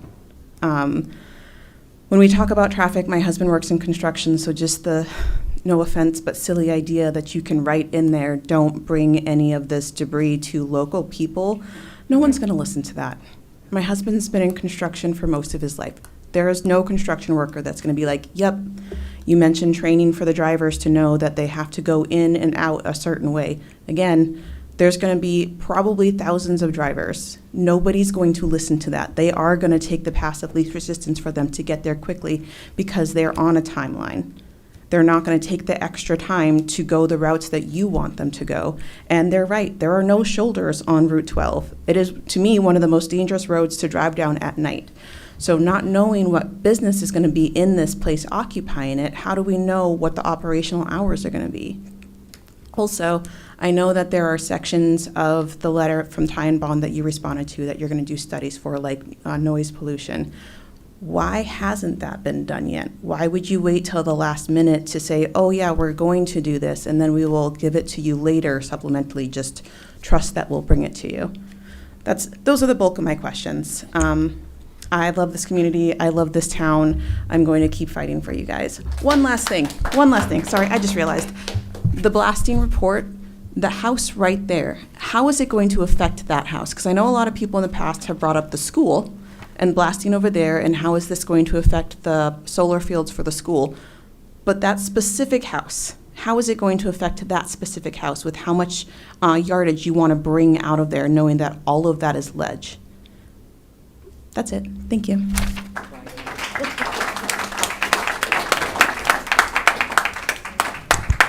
Ian McDonald, 548 Valley Road. You know, I'd echo some of the thoughts here. You know, this is a spec warehouse. So, you know, we see from warehouses or facilities in our own town, there's a great variety of what the actual sort of traffic coming out of those facilities are. And so the idea that we have I think sometimes we have to use, we have the studies, we have DOT, but I don't think there's anything at times preventing you guys from using your common sense and knowing when you have a spec warehouse, we can't go in anticipating, either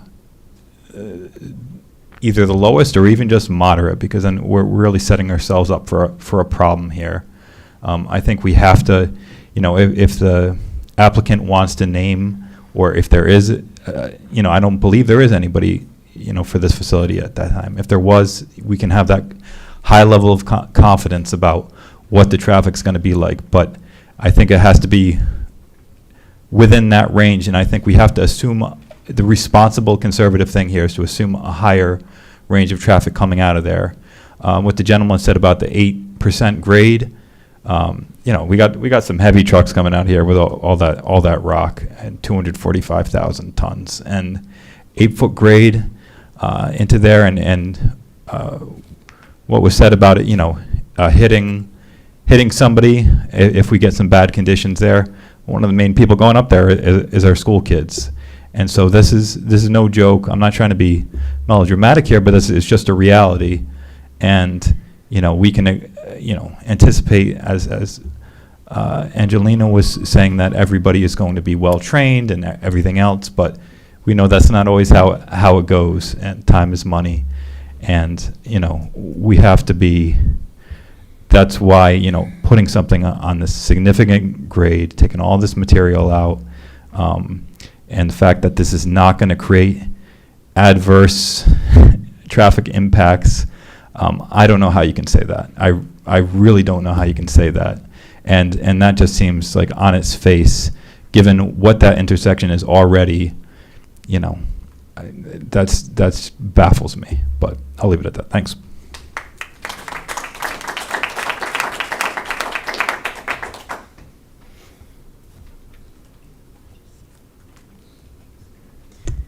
Latique Barclay, 26 Dark Lantern Hill. I'm here as a resident and also representing my constituents in District 3 and their concerns. Again, I'm going to piggyback off of the comments. These are 2 black box warehouses, so we don't know what is going into these. Can the Planning and Zoning Commission dictate the hours? I believe that's in part of the special permit, because that would be one thing that would reduce the impact of these warehouses. Charles Vidic made several presentations about how these warehouses, their traffic should be based on the highest level of traffic. It's nice to hear today that they're not telling us it's 5 trucks a day as previously. But again, that it's common sense why there's many accidents in that area. It's because of the traffic. So with the more tractor trailers, there's going to be more traffic deaths and accidents. So our driveway is a pretty steep grade. We were having water delivered for our pool. It had rained. The truck went backwards down our driveway because it wasn't able to get momentum. So I can definitely see that happening on such a steep grade, and many accidents, and those trucks coming down that driveway, getting on some ice and exactly going across. Of course, they're going to present the best scenario they can just to get approval, but this is a very dangerous situation, and just changing the lines is not going to change anything and give any extra room for the traffic because they are narrow roads. So please be cognizant of all this information. Thank you.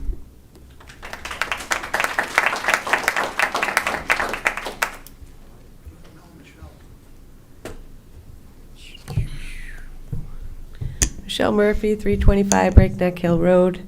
Had a couple things on the sound pollution. You know, when it first came out, I kind of had mixed feelings about this. I looked at it, I said, okay, there's a huge buffer. I mean, this is my neighborhood. I hear the traffic coming over the hill sometimes if it's just right. Sometimes I don't. If it's windy, other times I do. So I'm really interested in what Ula said about if we could have time conditions, because, you know, do I want to come out at 8 o'clock and hear beep, beep, beep at 9 o'clock, beep, beep, beep at 10 o'clock, beep, beep, beep at 11 o'clock, beep, beep, beep? Like, that's basically the ball game of why we live where we live, that we don't want to come out and see the stars and it's quiet, hear the animals. It's not going to affect the animals. It's bordering this huge rural zone. To me, it should be an industrial. It was a mistake. Everybody knows I think it's a mistake. That's just my opinion, to have distribution centers in general commercial and business park when it's clearly, you know, industrial. And the black box is crazy. It's just a crazy idea. Like, what code did you use for your traffic exam? You know, we talked about codes last week, how, you know, some are for regular warehouses, others are for e-commerce, others are for fulfillment. We don't know what's going in there, so it doesn't make any sense to me. So I had a couple other things. Per 700, if it doesn't fit with the community, you don't have to do it. And it is, you know, I mean, I can see some things that would be beneficial with the jobs or whatever, and, you know, the situation, unless you're one of the houses really close or unless you're on Breakneck Hill. But it is incredibly large and it's going to cause a lot of issues. So you can say no. I mean, 700, you can say no. And then I was looking at my photos here. Somebody gave me a really good article about our topography, and that it's different in a valley. Thurlow had talked about that. Sorry, I had a brain fart there with your first name, Keith. Killingly's location in a valley setting creates unique conditions that can significantly worsen several of the impacts associated with large distribution centers. Valleys are especially prone to temperature inversions, particularly at night and early morning. During an inversion, a layer of warmer air acts like a lid over a cooler air near the ground, trapping pollutants and limiting natural vertical mixing and dispersion. Hillsides further restrict wind flow and can reflect or channel both air pollutants and sound waves along the valley floor. So there's a whole big thing, studies out about how pollution is different in a valley and in hills. Air quality, the dominant air quality impact from distribution centers comes from heavy diesel truck traffic. A 2024 nationwide study published in Nature Communications found that warehouses are associated with an average of nearly 20% increase in nitrite oxide. That's what the other gentleman was saying. And then the last one is noise pollution, which Keith has talked about with the other distribution center. Distribution centers operating 24/7 in the middle of a rural zone, even though I know that's general commercial, but I don't know, it's industrial to me, 24/7 is industrial. Generate continuous or intermittent noise from heavy truck traffic, loading and unloading operations, backup alarms, refrigeration units, and general facility activity. In a valley environment, this noise can be substantially amplified and propagated over greater distances than it could be in a flat terrain, as explained in the valley topography section above.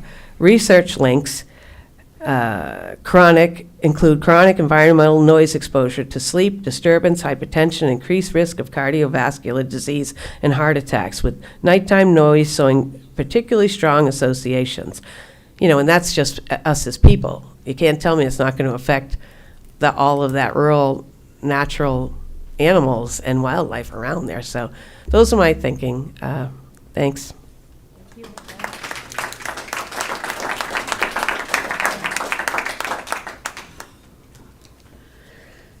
Rebecca Rainville, 120 Leho Road.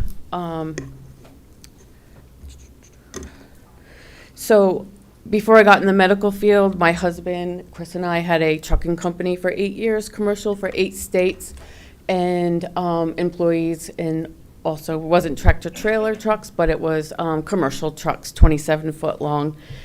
And when we went to do our deliveries, we took the roads that we needed to get there to deliver our products to be on time. Who's going to be monitoring these trucks that are going to be working at this warehouse? Are they independent, or are they going to be hired? They're particularly just employees of that with their own commercial trucks, or are these going to be independent drivers coming to pick up deliveries and delivering? Because then you go down to the bottom of the hill, they're going to take the easiest way to get on 395 north, and they're going to take a right. The other thing I'd like to know is if you're take a left out of there and you're heading Route 12 south, and you're at the intersection, and you're going to take a right onto 101, how are they going to merge onto 395 south? How are tractor trailers going to fit in that little 400-foot spot that we're always backed up anyway, trying to take a left to merge onto 395 south? You have to wait because traffic is still heading east on 101 towards Aldi's, and you know, you pick and choose when you have a few minutes to take that left to head on 395 south. I don't think you did your traffic studies properly. I don't. And you can't widen that area where you take a right onto 101 because there's a cemetery right there. So it's not like you could move that out, widen the roads, and make extra lanes, because that area is taken up with a cemetery. So I would like to know how you plan on all these tractor trailers to merge onto 395 south. And then, you know, also, here we go again, being, you know, dumped on in the northeast corner by all of these warehouses. I don't understand why this is happening and why we're being exploited. The citizens, like you said, we come here to live in peace, and now we're going to be dealing with tractor trailers from Danielson and Norwich and Dayville, and 101 is already as dangerous as it is. It's just, we don't have to do this. We don't need these jobs. It's just going to create havoc, more pollution, contaminated wells. Then you have Owen Bell Park right there in Dayville, and the kids are constantly crossing the streets to go to the Killingley Commons, and it's just we're being bamboozled, and it's just wrong for our community. We beg you, and I'm sure the people that are all listening, that if you don't have to make the decision. Let us citizens make the decision. Let us have a referendum. Let the people vote on what we want for our community. That way it takes pressure off of you and gives it on the people. And then if we make the wrong decisions, then we have to live with it. But for people to come in here, these big, massive, mega corporations, and they rape our forests and our wetlands and bring in these monstrosity, vile, concrete. It's just you're ruining our whole area. I used to dream at night. I don't dream. I have nightmares every night. I'm waking up all hours of the night, and I know I'm not the only one. My patients complain. My mom lives in a community of 55 and older. People are scared. Their way of life that we have here is changing, and we need to stop it. We need to say no, because the next thing we're going to have is data centers in here. And if you look at all the things that are coming from around the country, these data centers and mega warehouses, people's lives are changing, and it is not for the better, and we just don't need this in our community. We just don't. I'm sorry, but thank you.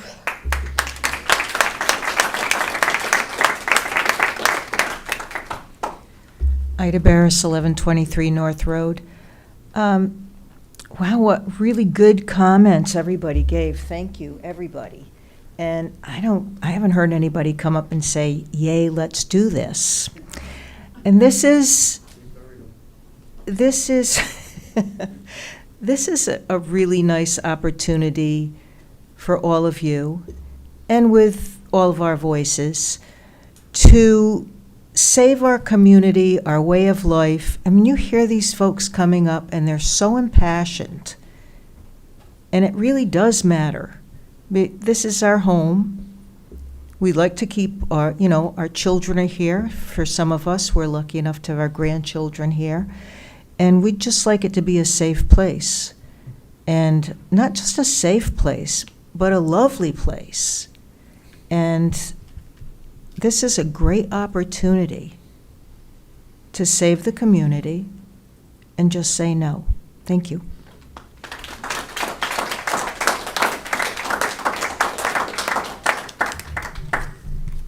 Okay, any more commission questions at this point? Oh, sorry, I didn't see you, Claudia. Hi, Claudette Rogers, 294 Putnam Pike. And I was just coming up about the elevation levels. The Killingly High School is 400 feet above sea level, and at the bottom, 300 feet. Day Kimball Hospital, 340 feet. At the bottom, 240 feet. At the top, 440. This one is 500 feet at the top of this hill at 90 Putnam Pike, and at the bottom, it is 340 feet. So it's 120 feet difference in the ledge that in the slope of the hill coming down. So if you guys have been on Hospital Hill is not as high as this proposed site if you go on elevation. The high school is 400 feet, and at the bottom, 300 feet. So that's 100 feet difference, and you know the grade issues and stuff like that. There was no turning a tractor trailer truck around in there. There's no turning a school bus around in there. There's no turning a box truck around in there, because on the sides of these are not going to be embankments. It's going to be not usable area for trucks and vehicles. And I really wanted to point out too about the emergency access to this property if anything were to happen up there, and that there is, like, our fire marshal told us that it's a necessity to have a fire access to our high school. This one's another 100 feet higher than the high school, and right on our aquifer. So I just was looking for a win for the town. I think putting the high school where it is definitely has caused us as taxpayers and residents of Killingly a lot of heartache and hardships, I guess, because moving it out of the Danielson area made it so it is not borough transportation anymore. So, and we can't have sidewalks We can't have sidewalks. Kids used to walk to KMS, never mind, the high school. So all that foot traffic that you can't, I don't know, maybe they can blast the ledge along there and make a sidewalk. I don't know how the sidewalk is going to get to the high school. But also I wanted to, so 500 feet on the top, and then, it goes down, down, down, down. In the bottom is our aquifer in Owenbell Park, where all our kids play, and where this company first made its appearance in this town that I know of. I don't know if Soli has been in this town before, but when they first came to this town, and our town tried making a deal with them to put an access road through Owenbell Park, was definitely an alarming thing for our kids in our community, that our council was, I don't know, contemplating, or if it was just a proposal or whatever, but, I think it was proposed for $3,000 for them so we didn't have to vote on it as a town. But anyway, I would like to wrap it up, and I think that's, yes, and besides the bedrock fractures, that blasting into that, I don't know how many feet of the ledge they have to take off, of a cake. So if you imagine this hill as a cake, it's the top cake, and blasting and fracturing the bedrock underneath it, and then going into our aquifer. So no matter what, it's going to raise the temperature of the water. No matter what, it's going to affect the environment around it, all the creatures, and that I don't believe that the access road is very friendly. Also, so it got past wetlands, that this is not going to harm our wetlands, and I guess it has to still get aquifer approval when they have a tenant, is when aquifer approval. So it gets built and put in there before aquifer approval? No? It has to get aquifer approval, and then it can get built. Okay, so I would like Allison and Jonathan to write off on that they think that this will not impact our environment when it all is said and done. Thank you.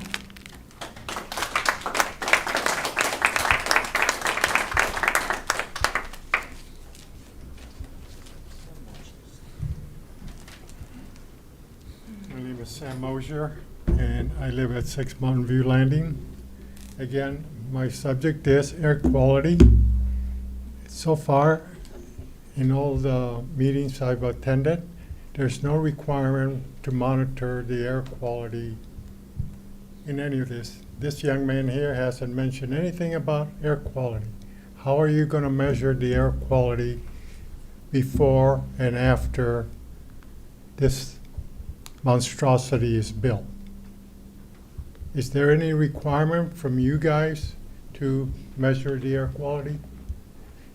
It's been documented in the United States by NASA that the air quality deteriorates because the CO2, the NO2, goes up 20% and affects everybody's health in the area.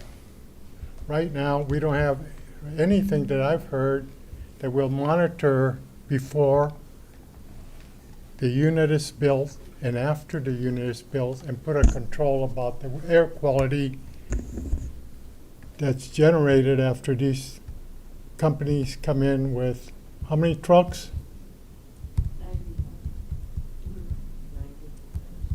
100 trucks, 50 trucks, 75 trucks, and they go 24/7 a day? That's my comment, and I hope that you guys make a requirement to put up equipment that tracks the air quality for our population of kids, grandparents, and your own families that will be affected by this increase of bad air? Thank you.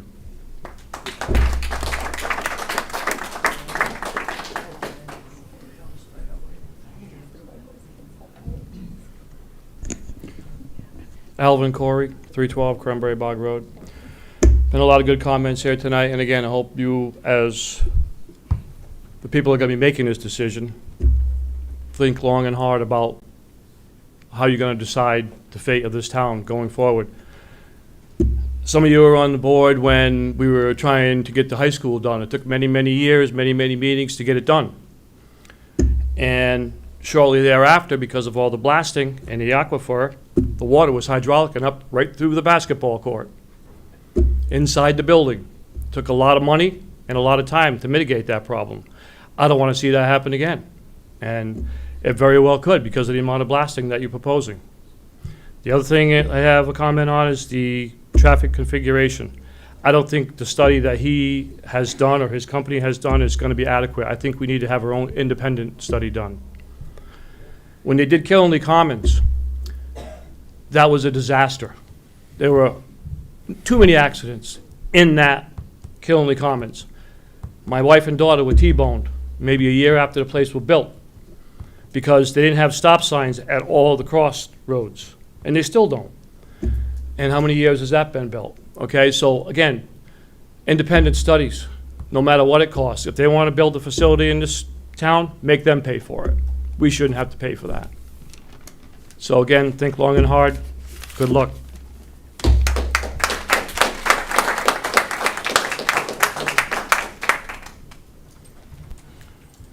Okay. Staff. So we do have Andrew White here from Ty and Bond. I'm not sure if you want to hear from him tonight. I know he's been taking notes. We just received a lot of these new documents. I believe his team's still going through those. If you want to hear that from him, but just pointing out, we do have 6 other public hearings for tonight. So just Well, yeah, you bring I them did I did get a written consent for extension as well from the attorney. So I do have that with the file now. Could you go to the podium for a minute, sir? Yeah.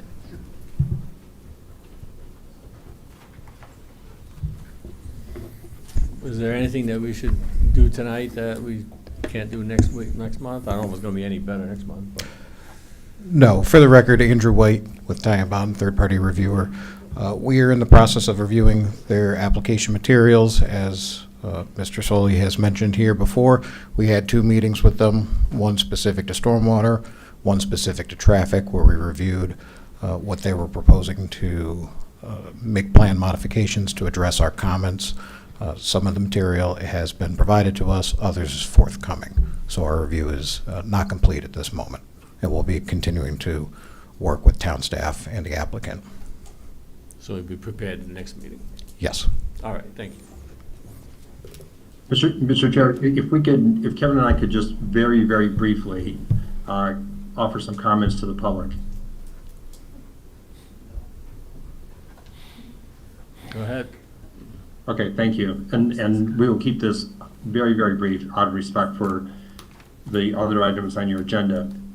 Recall that when we first opened the hearing, or maybe even before we opened the hearing, we talked about the peer review and how we welcome that. Everything we've heard from the public, geology, traffic, excavation, fire safety, these are all issues that require expert testimony. And that's why we welcome Ty and Bond's review, so they will provide, ultimately, we believe, support for the conclusions that Kevin and his team are offering in terms of these, at times complex matters when it comes to geology or things that require expert testimony or expert qualifications such as traffic and erosion sedimentation controls, all the types of things, all the protections that Kevin's been talking about.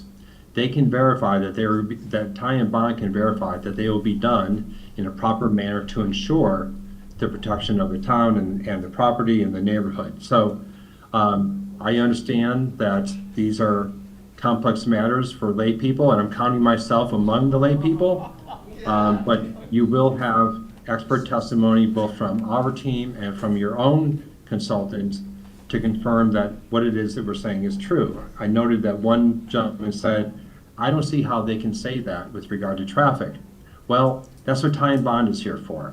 So they will confirm how we can say that, because we can, in accordance with, for instance, the ITE traffic manual and the requirements of traffic engineering. So I just want to give you that quick review that it's good to have other experts who can opine on the veracity of our team in terms of these somewhat complex issues. And Kevin, I don't know if you want to touch on a very few high-profile items. Thanks, John. I think I just, want to say again, we, as John indicated, we welcome the peer review. And I want to make it clear that we fully intend to, there are insinuations saying, oh, just trust us. We're not looking for anybody to trust us. We're looking to provide detailed engineering analysis and have that reviewed thoroughly and concurred with by your third-party peer reviewer. That's why you have them. So that's fully our intent. This hearing is we've granted a continuance. We want this to continue. We want to be able to stand up here and hear from this third-party peer reviewer that we have satisfied all their comments, and we're confident that we can do that.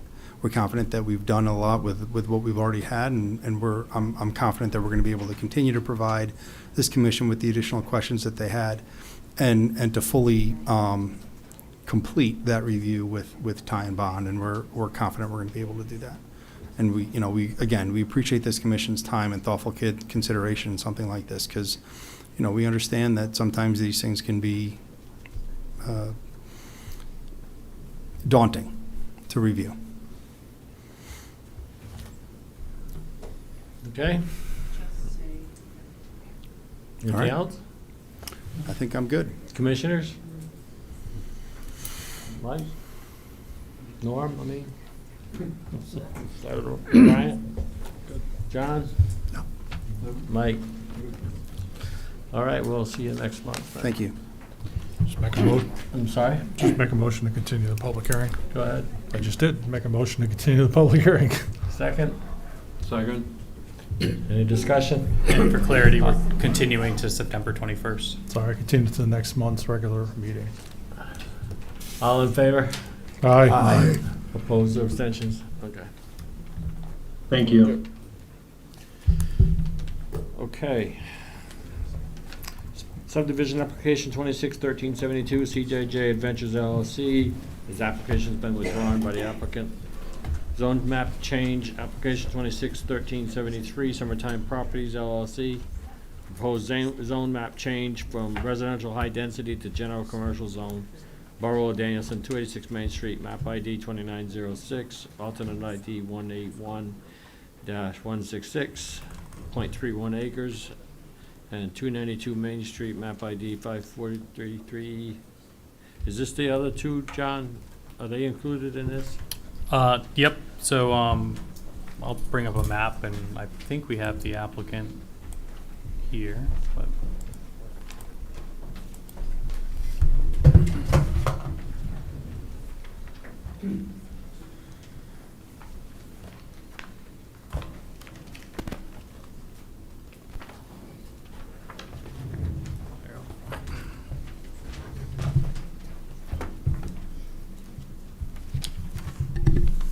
so if the commission will recall, the original memo to the town clerk for this proposed map change was at the corner of Cape Ron, Broad Street, and Main Street, was for the 5 properties here, 302, 308, 314, 286, and 292. Originally, we had, along with Summertime Properties, other property owners signing on to that application. That public hearing was delayed per the applicant's request last month to be opened this evening.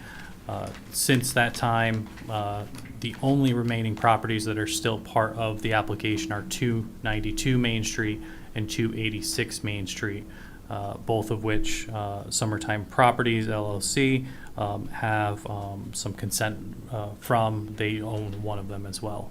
If you recall, one of those buildings is former Arthur Vayer's offices near what was Bank of America, as well as the Knights of Columbus building. Both properties are being proposed to be changed from residential high density to borough general commercial. The uses currently are generally mixed use, meaning office use. I believe one of them containing an apartment as well. And we do have the applicant here. Yeah, no problem.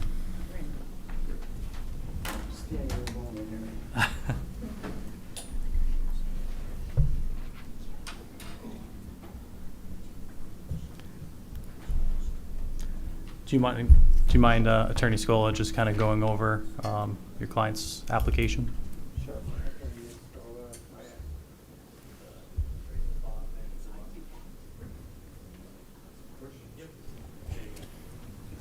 Good evening. I'm Nick Scola, Attorney Nick Scola.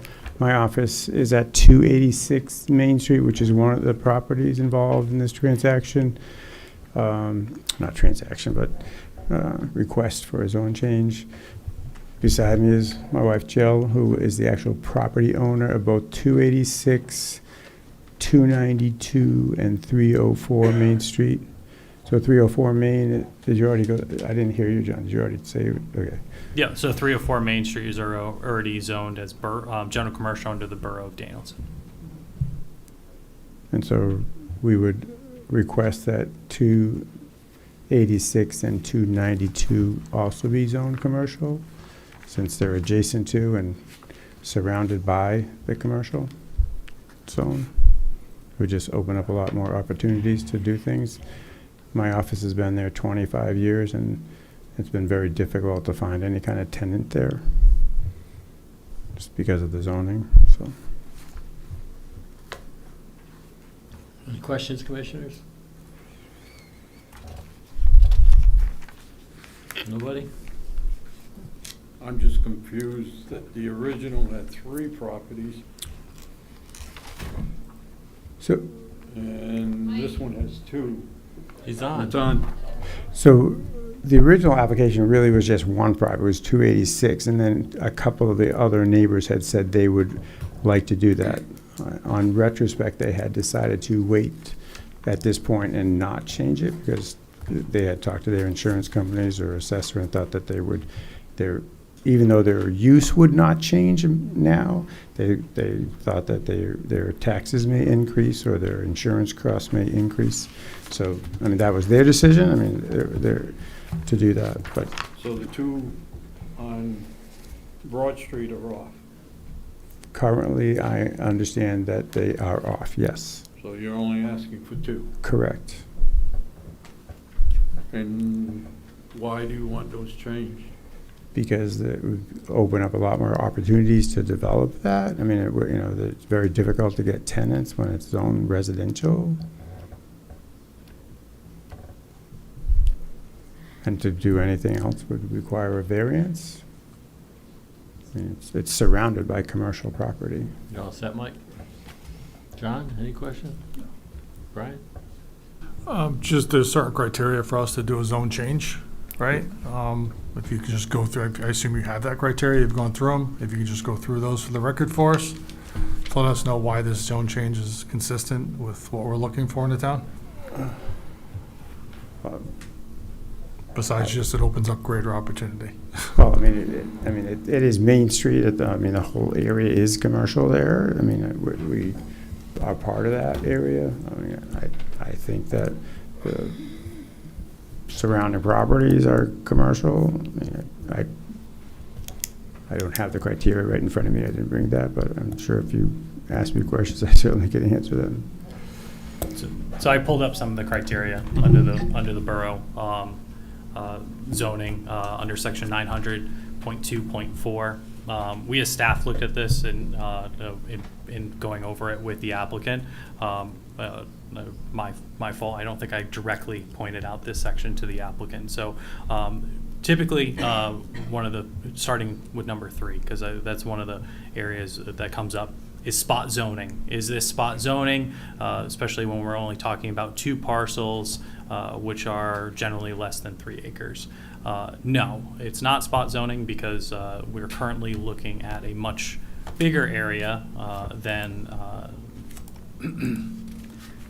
and I'm going to jump over to the GIS map just so you can see the larger area. You have to consider the whole budding zoning district, not just the proposed 2 parcels. So the whole general commercial, borough general commercial, is to the west side of this black line. I'm not showing it to you. Hold on.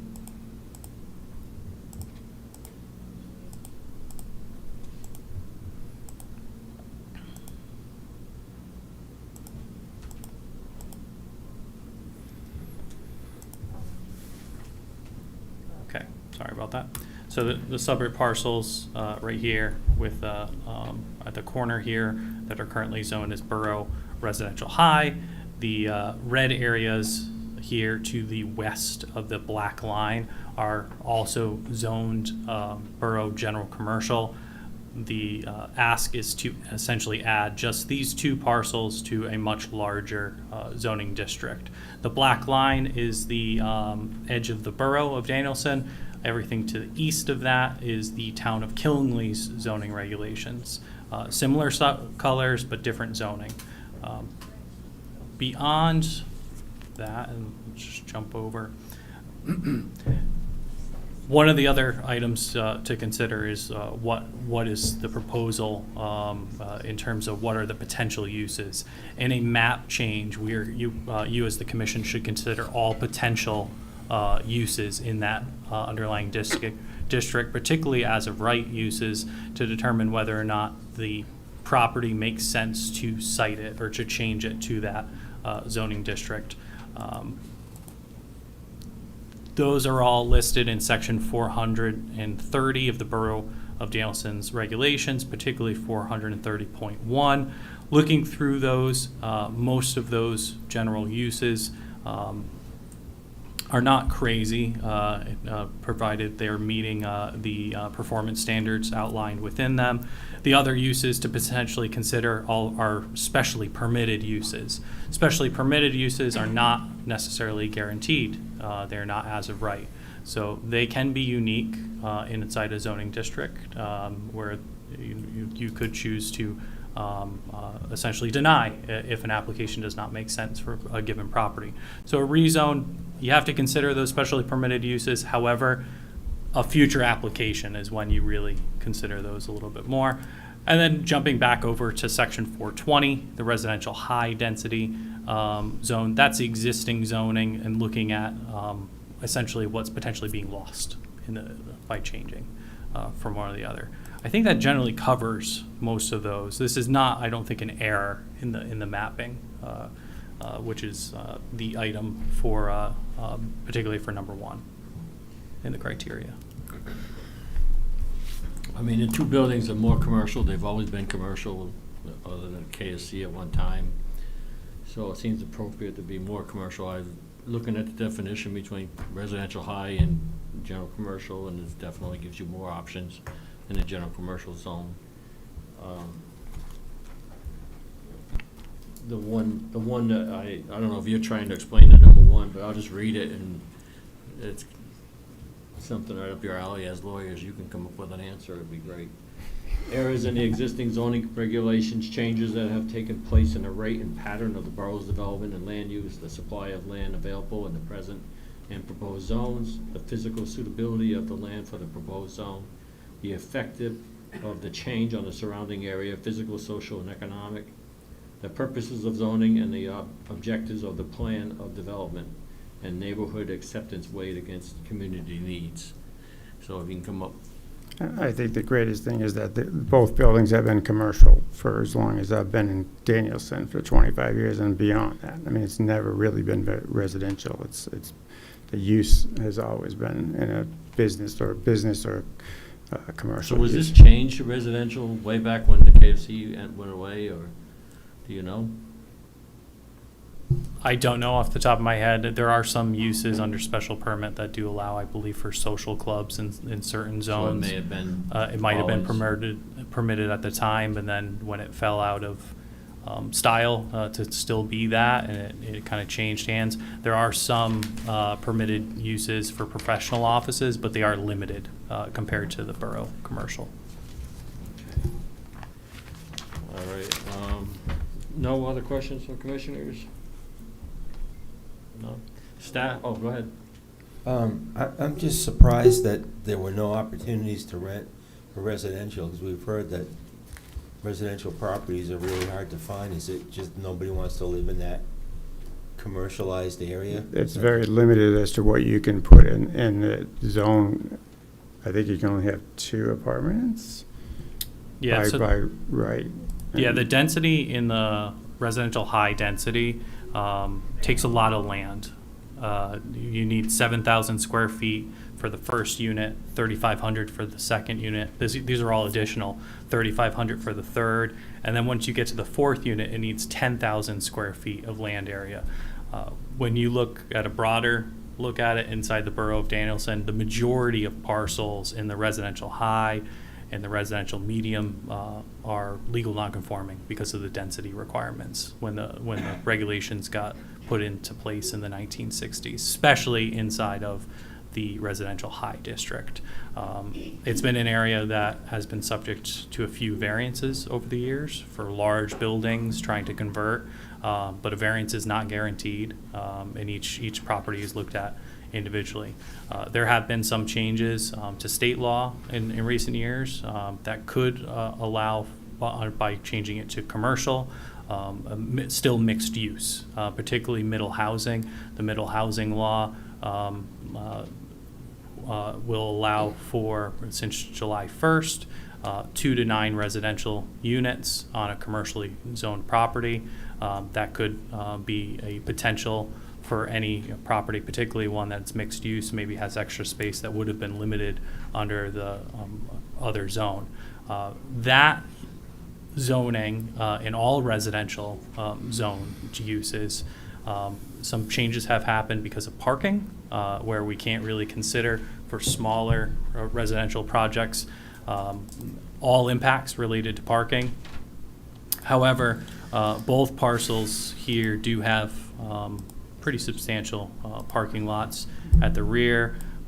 The property owners, at least, forgive me if I'm wrong, I believe also have ownership over the abutting parcel, which has ample parking that's underutilized. So there is opportunity there if that is a direction that the future projects might go. Middle housing, it's somewhat controversial because the state of Connecticut passed it, and it was not a decision by local towns. It is something that the state is forcing us to consider as of right in all commercial zones, regardless of the lot size. The other element to that, or any change of use, would be the sewer moratorium. So there are limiting factors because of the current sewer moratorium for any increased use of flow. Okay. Any other questions, commissioners? Staff, no more? They're all set? Any questions? No, thank you. Public, you want to speak? Anybody want to speak for or against this application? Now's the time. Okay, seeing nobody. A motion to close the public hearing? We'll make a motion to close the public hearing. Give a second? Second. Second with Brian. And any further discussion? All in favor say aye. Aye. Opposed, abstentions? Okay, that's closed. And probably be acted on later tonight, depending on the time. Thank you. Okay, I gotta recuse myself on this one, friends of the applicant. Blue Frog. Well, yes. All right, special permit application 26-1378 Blue Frog LLC, interior tenant fit out of outpatient veterinary clinic, approximately 3,411 square feet, 358 Hartford Pike, Village Commercial District. So we're opening a public hearing. Do we have the applicant? The applicant is online. He's joining us remotely. Kai Burke of Blue Frog LLC. Good evening. Good evening. John, you go ahead and present, or do you have anything, Jonathan? I can, if you want, I can share any of your documents, or you have permission to share as well. Okay, then I can share. Oh, actually, yeah, not unless you make me the presenter, apparently. But if you want to share the lot split map, that would be fine. Or the floor plans. You have permission now. Okay, perfect.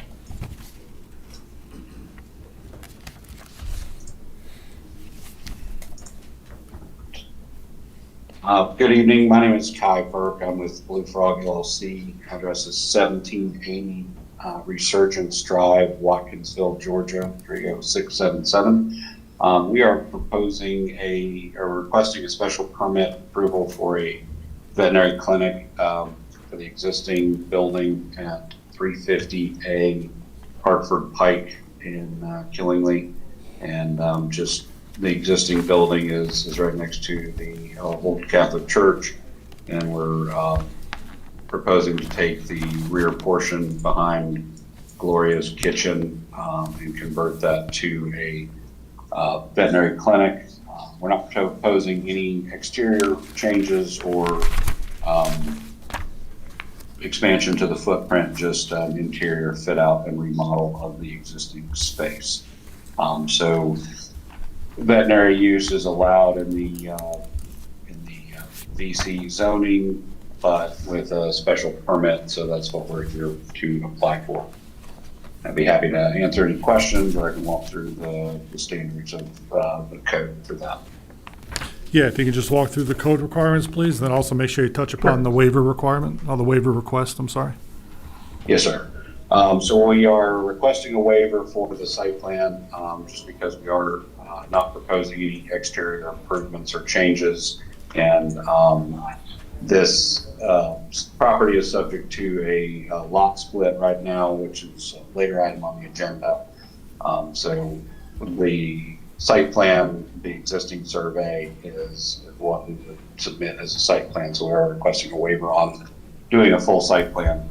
As far as the 700.9 standards, this use is consistent with the plan of conservation and development. It is a reuse of the existing building. So it's a listed special permit in the zoning. It's consistent with the purpose of the regulations. The VC, Village Commercial, is small scale commercial and service use, and that's what we're proposing here. Environmental protection and conservation, again, we're not proposing any disturbance or grading or new impervious, so it is still protective of the environment. This is a suitable location. It's a low intensity appointment based use. We have an existing curb cut on Route 101, and it's an indoor use with minimal impact to the surrounding neighborhood. Appropriate improvements, again, it's completely interior. There's no changes to the existing building or site. Suitable transportation. Our estimated usage is around 73 daily trips, typically kind of off-peak throughout the day. You have adequate parking for the proposed use, and there's no changes to curb cuts or circulation of the roadway. The site is served by the existing well currently, and we do have a letter from the town engineer that we are under the 2,000 gallon per day threshold for sewer, so we do have adequate utility services. Don't anticipate any neighborhood impacts. Again, it's a low impact indoor use of the existing building. There won't be any outdoor runs or overnight boarding, so it's just minimal impacts to the surrounding area. And long-term viability, again, it's an existing building and a neighborhood-friendly use that will be maintained in the area. So. All right, thank you. Just to clarify, just for the record, you said no overnight boarding, but that also includes, this is outpatient care only, right? No overnight hospital stays as well? There may be some, there will be no boarding. There may be some just like sedated, patients that may stay overnight for, like a post-op surgery kind of thing, but very limited. Okay. All right, commission members, any questions? The only one I can think of is where is the medical and biological waste going to be stored?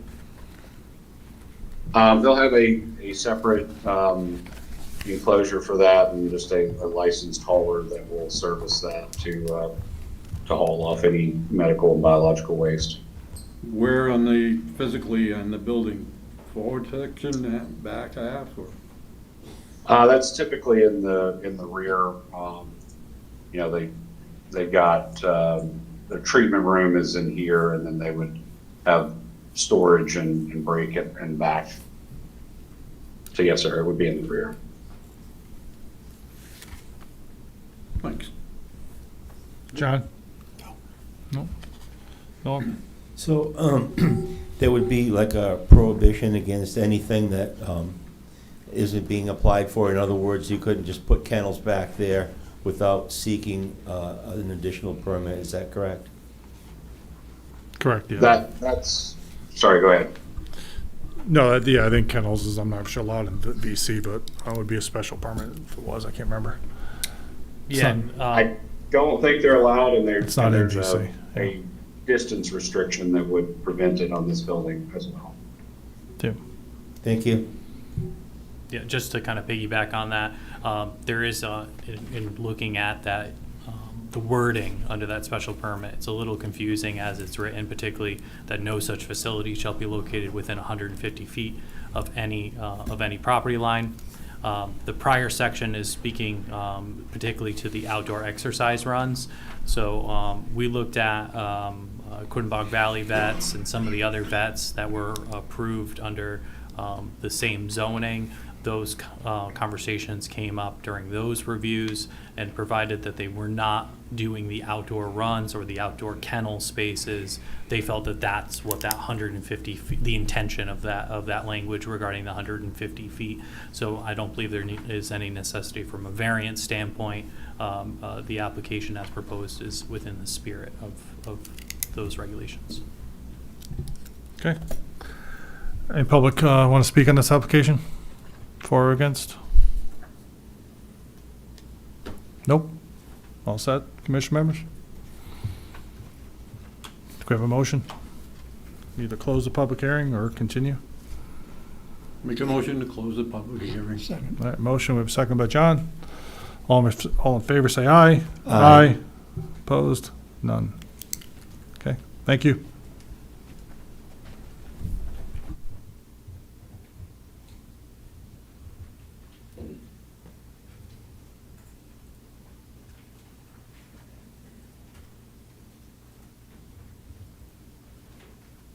Subdivision application 261379, A. Kaush and Sons LLC. 47 Yosemite Valley Road, map 10122, alternate ID 29-4. Rural Development Zone, 5 Mile River Overlay. Good evening. For the record, my name is Paul Archer with Archer Surveying, representing Mr. Kaush. I can give you some.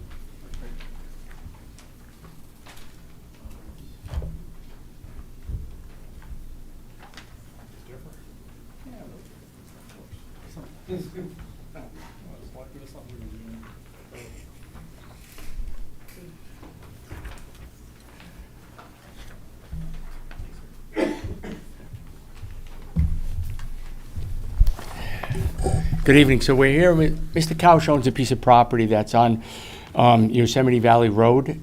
It's approximately a little over 5 acres of land. Can you go to the next one? And it has an existing house on it. The existing house is in the southeast corner of the property. There is a pretty good-sized wetlands that's pretty much in the middle of the wetlands, that the wetlands was delineated by Joseph Thoreau. And what we're proposing is to split the lot into 2 parcels. We have more than 800 feet of frontage on the road, so the road frontage was easy. We had over 5.5 acres of land, so to split it into 2 acres to being 2.5 acres was a fairly simple split. If you can go to the next one, we can show you. There's the split there. And we've been through wetlands, we've been through the health department, we have all our approvals. So it's really a very, very simple split. If you go to the next one, you can see the site plan. We're just proposing a single-family residential home, single septic system, well, driveway in the sight lines were very ample coming out onto Yosemite Road. The biggest thing that we're proposing is, I can give this to Keith, was one of the things is the open space fee, okay, the fee in lieu of open space. And I talked to Jonathan a little bit this morning, and what we're proposing is we looked up the town records, and it shows that the land as it sits right now is valued at $60,010. So we're proposing 10% of the $60,010, which is $6,000, to be divided amongst the 2 lots. So it'll be a fee in lieu of open space for roughly $3,000 every time one of the lots is transferred. First off, is this map any change than what we had? No. Okay. So this lot that's here, 4-2, is an existing lot. That's an existing lot 2, and there's an existing lot here. There was a free split taking which created these 2 lots. So this lot was the point, and you're just splitting that piece? That is correct. Okay. The fee in lieu of is actually a drawn-out procedure. I don't know if that's gonna be acceptable, because it's, you're supposed to get a appraiser and go through the whole process. Yeah, the subdivision regulations imply that the commission has that right to go through the appraisal process if you want to go through that, being that the property was recently split and appraised essentially by our tax department, the tax assessor's office. That was the number that we looked at, but you guys have that full jurisdiction. I believe historically you've gone both ways with that in terms of doing like asking for an appraiser to come forward. It's similar, can be similar to third-party review, where if you guys want to select an appraiser or ask the applicant to bring forward a more recent one. So we have done that before using the tax collectors? I don't recall that, that's why I ask. I believe that has been looked at, or the recent purchase price in particular, when somebody has recently purchased a parcel prior to subdivision, that's been relied on as well. So the board has been kind of case by case with that. So this has been a recent purchase? Yes. So the town assessor's appraisal value is matching pretty much what the appraised price, the purchase price? Well, it's hard to do because the purchase price included houses, okay? Whereas the open space fee can only be looked at as the land value prior to development.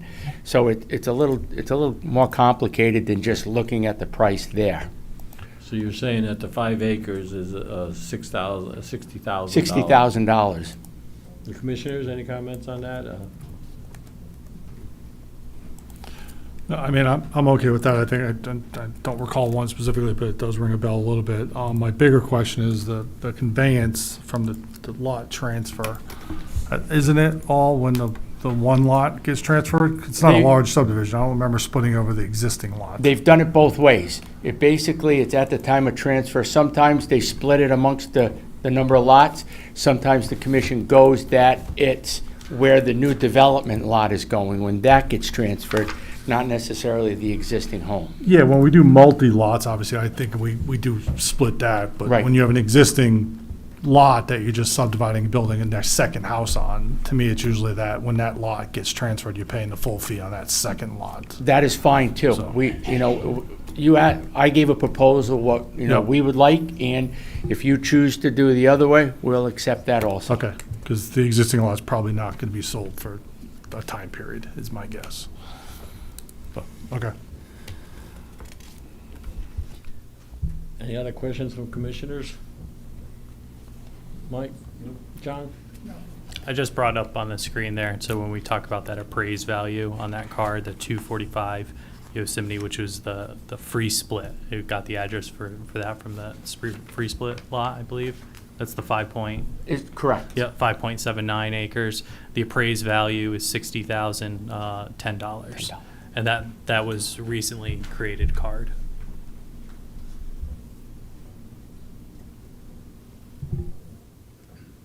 So what's being proposed now is you're gonna split that payment in three? My proposed was it gets split into two. But Brian would like to see, I'm not speaking for Brian, but he was talking about just putting it all onto the new house, not leaving the existing house alone, so it's at the time the new proposed house is being transferred, that would be the $6,000 would be there. If that's correct, Brian. So it says the applicant at his option may submit the entire fee in one lump sum prior to the filing of Mylars with the town clerk, or the applicant may elect to submit a fraction of such payment, the numerator of which is determined to be like 1/2 of, because it's two lots. Correct. And yeah, that would have to be paid before any building permits would be. It's usually before the CO is issued. Well, it says building permits here. Okay. Okay, and to you guys, what you propose, I guess, what's your feeling on it? Is there anything else on the commission, on the maps that draws your attention at all? Mike, John, Brian? Okay. Then, do we need to make that now, or we make that part of the motion? This is a public hearing, so. Oh, I'll it's, open the I know, floor. but I'm just forgetting that too. Yeah, if you want to consider conditions, you can talk about those later after closing the public hearing. But if you have any questions, any new evidence or new documentation you want, Right. it would be now. Anybody from the public want to speak to this? Hi, my name is Gail McDonald. I live at 254 Yosemite Valley Road, directly across from the lot he's talking about building on. I want to know how big of a house he thinks he's going to put in there. I think it's a 30 by 40. All right, how many bedrooms? How many stories? How big? I believe it's a raised ranch. I believe what we propose there is a raised ranch, single-car garage with a raised ranch on it. I mean, it's a 3-bedroom home. Okay, because we're all small houses there. Yeah. So we don't need a big McMansion put in. And what about the swamp? What are you going to do about the swamp? You going to leave that alone, or are you going to fill it in? We're not proposing anything to do with any of the wetlands. Okay, Filling because any part of wet- that wetland drains onto my property. There's a tunnel that goes across the road onto my property. So I want to know that you're not going to mess with that and We are- screw up my property. We are not touching your property, and if you would look at the soils in the deep hole, it was 100% sand, so it was very, very good draining soils. Okay, I'm not talking about your sand or your soil. I'm talking about there's a pipe that goes from that swamp over there across under my property to a drainage into the stream behind my house. We are not proposing to do anything with the wetlands. Okay, all right. And so where exactly are you going to put this house? It is in the northeast corner of the Okay. property. So you're going to be right in back of the swamp to the right, or? Correct, pretty much behind the wetlands, yes. Okay. Okay, because that's the corridor the deers use every day. So you're going to ruin their day, too. I know, I sound like a jerk, but I do care about the nature of the animals that are all there, that all live on that property. I don't know what else to say. I'm not for it, I'm not totally opposed to it. It's going to change my lifestyle. gonna get a new neighbor who's gonna complain, because that's what neighbors do. I don't know, I moved there because my husband had lung cancer. We moved down here because it was clean, it was quiet. He passed a year and a half ago. And I've got the same thing. I don't really need the stress of you guys trashing the neighborhood. If you're gonna be really, do it way back, and you're not gonna mess up the land, then fine. That was, Josie was the one that owned that property in the beginning. That was her big thing, was to not have that property trashed. So, I don't know what else to say. Thanks for listening.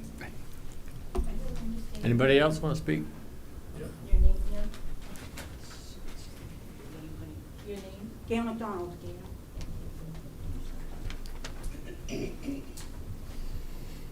Hello, everyone. Brendan Adams, 289 Yosemite Valley Road. I'm not in a butter, but I am a neighboring property. It would be to the right of this proposed subdivision. I just want to make it clear that this was sold roughly a year and a half ago. There was 2 existing homes on this lot. All right, they were divided, create 2 separate properties, and now they're looking to divide it again to create a newer home. My primary concern is the relationship of the proposed home and the associated improvements to the existing neighboring properties and the property lines. Let's take a look at that. So it would be the back of the home to the neighboring property there. All right, to fully understand what I'm talking about, you guys truly have to do like a site walk. This is a little sliver of land. This is not a huge piece. The proposed development appears to place significant improvements in close proximity to the established residential properties. Even if the proposal technically meets the minimum zoning requirements, the commission should consider whether the resulting development is appropriate given the actual circumstances of the surrounding neighborhood.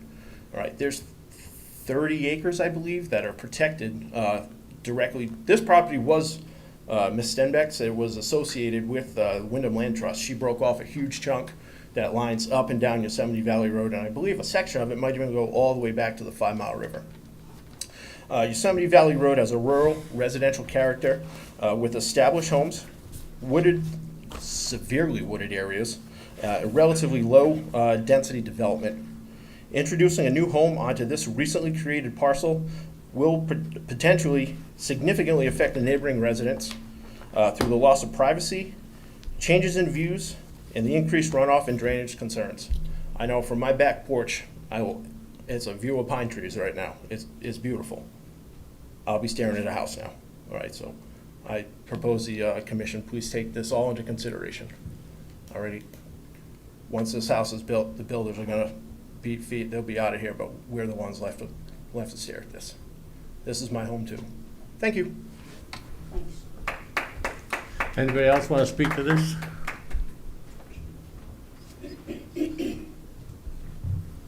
Hi there, I'm Shayla Slawski, 228 Yosemite Valley Road. I am opposed to this. That piece of property has very unique wildlife. I can't even believe inland wetlands approved this with the swamp, and then there's what I think is a vernal pool to the other side of it. But I'm not the professional here. There's a lot of interesting wildlife, and I'm not sure exactly where this other parcel falls into, but there is a very old white oak. It's over 200 years old. I'm worried about that oak. We've been hiking this land and all over this land since we lived there because Josie was our neighbor. She loved her land, and she would disapprove of this by all means. That's why she gave what she did to Wyndham Land Trust. And she knows the tree, because we call it, since my son was little, Tree of Life. I pray that that tree is saved, but I'm worried about the wetlands there. They build the house, there's gonna be storm runoff. It's gonna go into wetlands. We're part of the 5 Mile River Overlay Protection.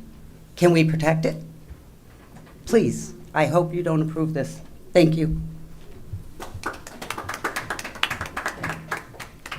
Anybody else want to speak? Hi, Claudette Rogers, 294 Putnam Pike. And has this already been approved by wetlands? Yes. Okay, I wasn't sure that was gone through. Yeah, I'm just surprised of all the wetlands that are being utilized in different ways nowadays that once upon a time, like our wetlands were protected. And I think a lot of our community still feels that they're supposed to be protected and that our wetlands committee has our best interest at heart and protecting our town and our very diverse ecosystems that we have here in our wetlands. I see the blue cranes and all the animals that I can see out there all the time, and I'm not exactly sure what, like, where it all changed, like where, like, for 35 years, my uncle couldn't build an addition on the South Killenly Fire Department because of the wetlands. And somewhere in the last 10 years, it's okay now to build on our wetlands. They are the kidneys of our earth. They do protect us. The whole eastern side of Killingley has really, really clean drinking water. And then on the west side is questionable. Obviously, now we got PFOBs on the western side. But I think with the draining of Old Killingley Pond and the headwaters for all that leads down to Yosemite Valley and all this, I don't know. I guess it's really not a planning and zoning issue because a couple extra cars on Yosemite Valley I don't think is going to hurt anything. But that I'm upset that it made it past wetlands without any further questions. Anybody else want to speak?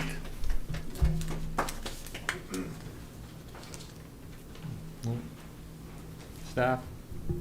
So, I mean, just following up on the wetlands did approve it. They approved the project. It was a commission level application.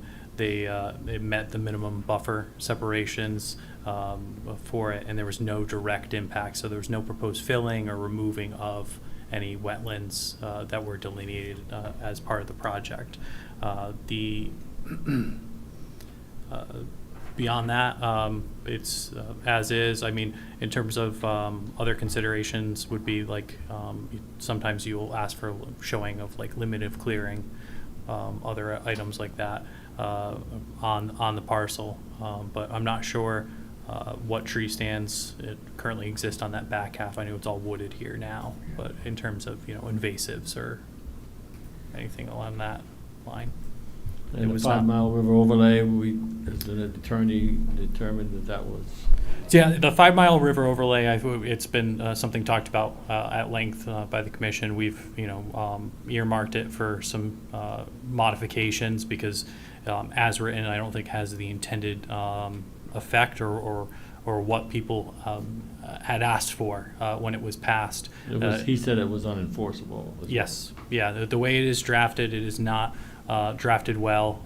I know there's a section in there that speaks to no clear cutting, for instance, and it does not define what clear cutting is.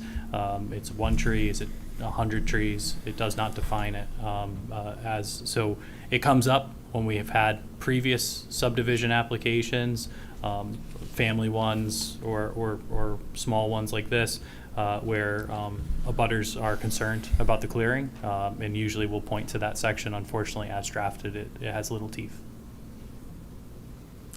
Okay. Commissioners, discussion? Comments? Questions? None? Go ahead. So Jonathan, you're saying that there could be restrictions put on this as far as clearing? It's a residential property. It's being proposed as residential. you know, we're looking at the as of right, but some things that sometimes are called for on a site plan is like, if there's any significant trees, if there's anything along those lines, you know, depicting, you know, landscaping. As shown right now, this is more focused on the proposed home, septic well. It's not showing, I don't believe, on this plan, you know, the tree line as being shown, or any other landscaping. So if that's something that you would be looking for in the subdivision plan, you could ask the applicant to update or modify, or place a condition on that. But typically, because it's a public hearing, maybe you would want to ask the applicant to update that if that's something you're looking for. I think I would be looking for that. I mean, especially that 200-year-old oak tree, was that in the way of the house? I haven't found the 200-foot the old tree. I don't think it's there. And I certainly don't have a problem working with staff on clearing limits and delineating it. I have a picture of the tree. Love to see it. More than 200. Okay. So, anything else? Anybody? Brian?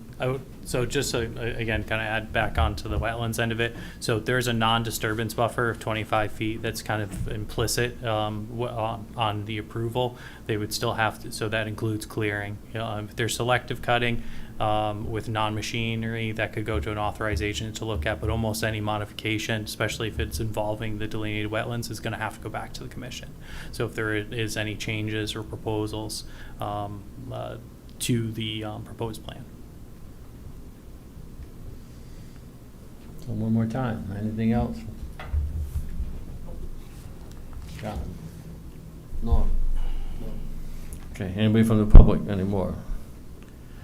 Staff, one more time. Okay, can I have a motion to close the public hearing?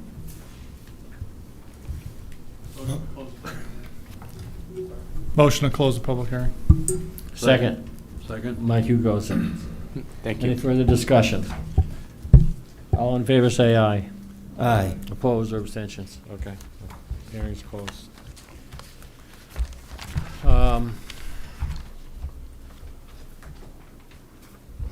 We've got 15 minutes here. We need to extend, if people want to extend our time. If not, say so. We've got 10 o'clock is. We gotta do it a quarter of. I'll make a motion to extend the hearing To till Norm's done. No, I'll say 11, but we should be done by then. So he said he'd be quick. Yeah. Okay. So- I motion to extend to 11.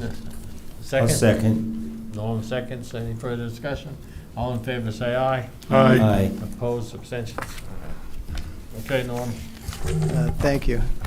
John, could you put that up for me? The presentation drawing, if you could, that would be great. For the record, Norm Tebow, Killingly Engineering Associates.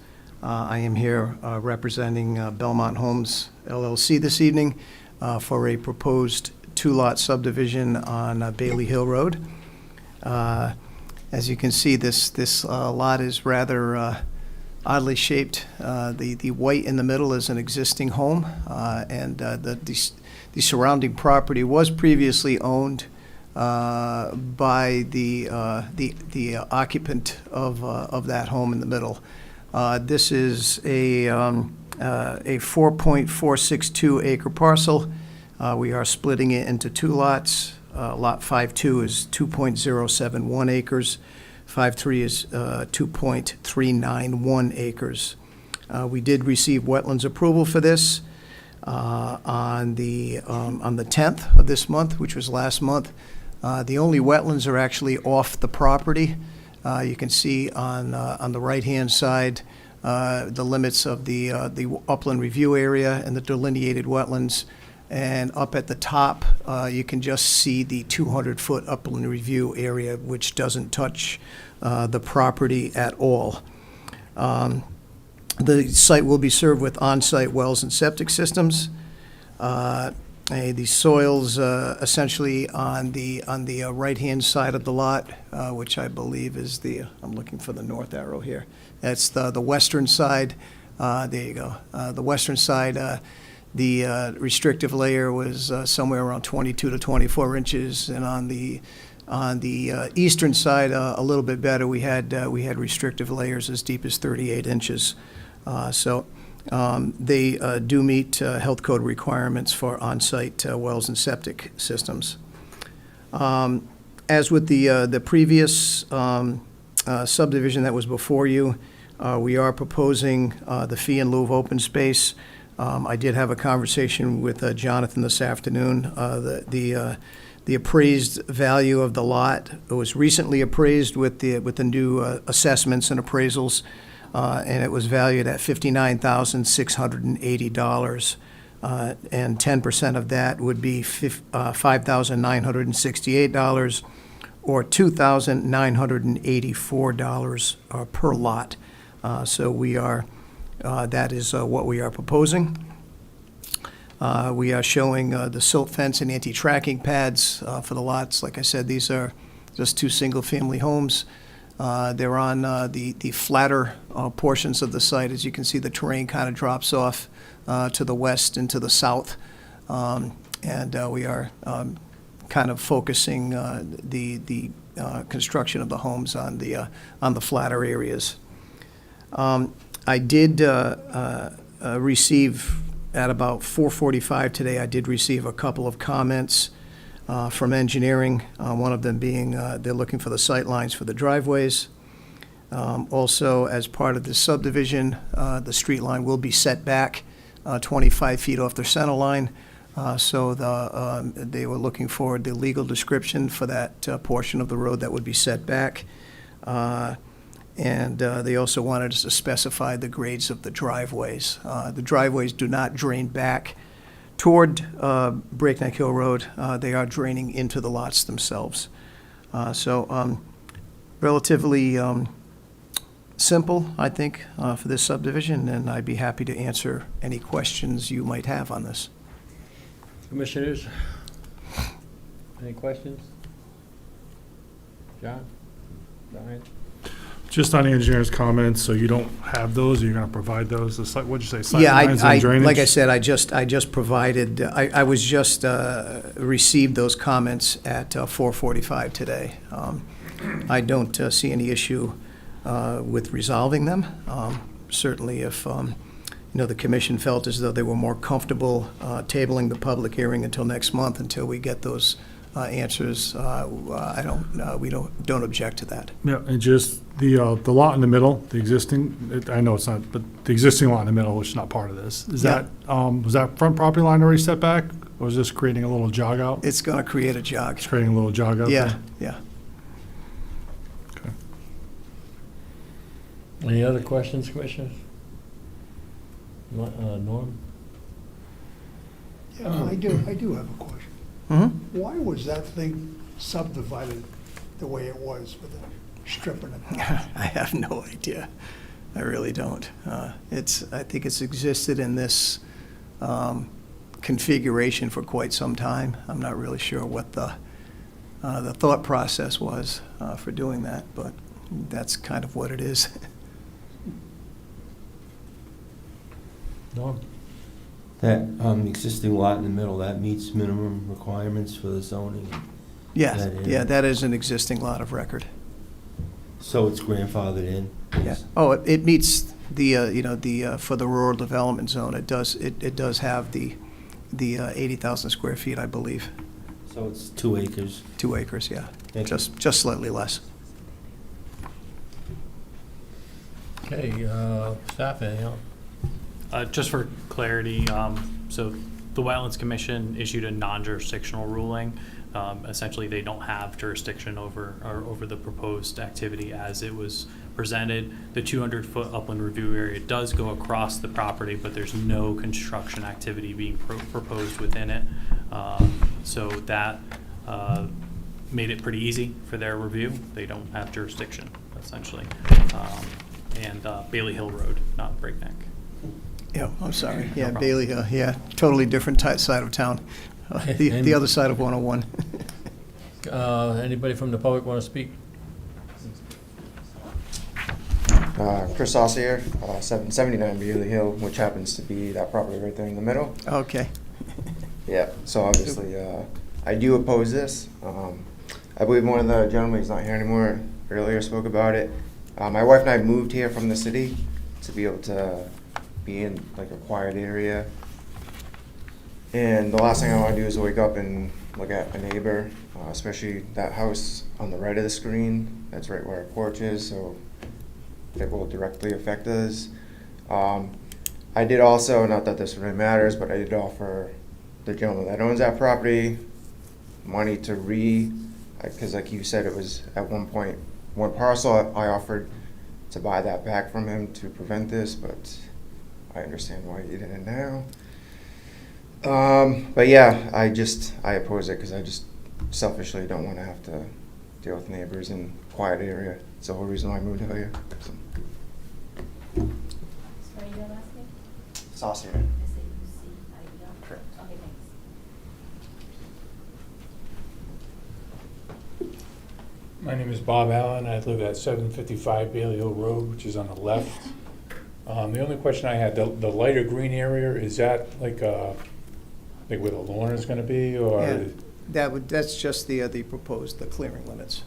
Okay, and the only other question I had was the property line is pretty much just a barbed wire fence. Is it, I mean, looking at clear cut right to the, or is there any going to be a different type of fence there, or? Well, for subdivision, all we're really doing at this point is all we do have to do is demonstrate that we can meet the zoning requirements for these lots. When they actually do build on them, Okay. These are generic houses and so forth, so individual site plans have to be developed and approved prior to any building being done on the lots. Okay. Thank you. Anybody? Can I just ask one more thing? Just out of curiosity, if these do get approved, when approximately would you plan on developing?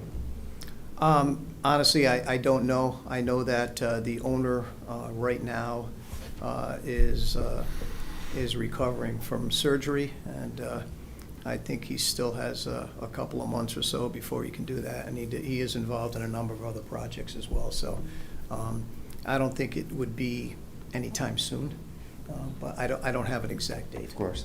And just to clarify what you mentioned with Bob, the light green, that's all trees that are going to be cleared out of that area? The light green would be the clearing limits, correct? Okay. Yep. Okay, anybody else want to speak? Okay, any other questions? Commissions, members? Mike, John, Brian? Nope. Norm, do you have a motion to close the public hearing? Make a motion to close the public hearing. Have a second? Second by John. Any further discussion? All in favor, say aye. Aye. Oppose or abstentions? Okay. That's closed. Thank you, Norm. You're here for the I'm here next for the one? next one as well. Subdivision application 261381, Lanizadora and Sons LLC. Proposal 6-lot subdivision, 169 Rock Ave, 32 Highview Drive, map 155, 156, low-density zone. Go ahead. Thank you again. For the record, Norm Tebow, Killingly Engineering Associates. I am here representing Leonard Zadora and Sons this evening for a proposed six-lot subdivision. It's actually comprised of 2 separate lots. Right where the road comes in off of Highview is a small 4,716 square foot parcel, and where the development is actually taking place, where the homes and the road are shown, it totals up to 6.477 acres. We have 5 lots of 40,000 square feet, 1 lot of 42,548 square feet, and we are proposing approximately 650 feet of new paved roadway. The driveways and the roads the drainage from impervious surfaces will be collected in a closed drainage system in the road. Ultimately, it will be connecting to a catch basin on Highview, and ultimately, it goes through a whole series of catch basins throughout the rest of the Zadora Heights subdivision. I believe there are about 13 of 14 other nodes within the drainage system that ultimately it discharges to before it drains to the 5 Mile River. There's a 36-inch outlet pipe that collects stormwater from Zadora Heights and discharges to the river. This kind of is the end of the line for development in Zadora Heights. It was the last remaining parcel. It was somewhat landlocked, other than the 4,716 square foot parcel that when Zadora and Sons constructed the home just adjacent to the road entrance, they reserved themselves that little strip of that little piece of land in the event that this lot was ever came on the market, which it did, and they purchased it. The roadway would be 24 feet wide in accordance with the town standards. We are requesting a waiver for sidewalks. There are no sidewalks throughout Zadora Heights, so there really doesn't seem to be a need for it.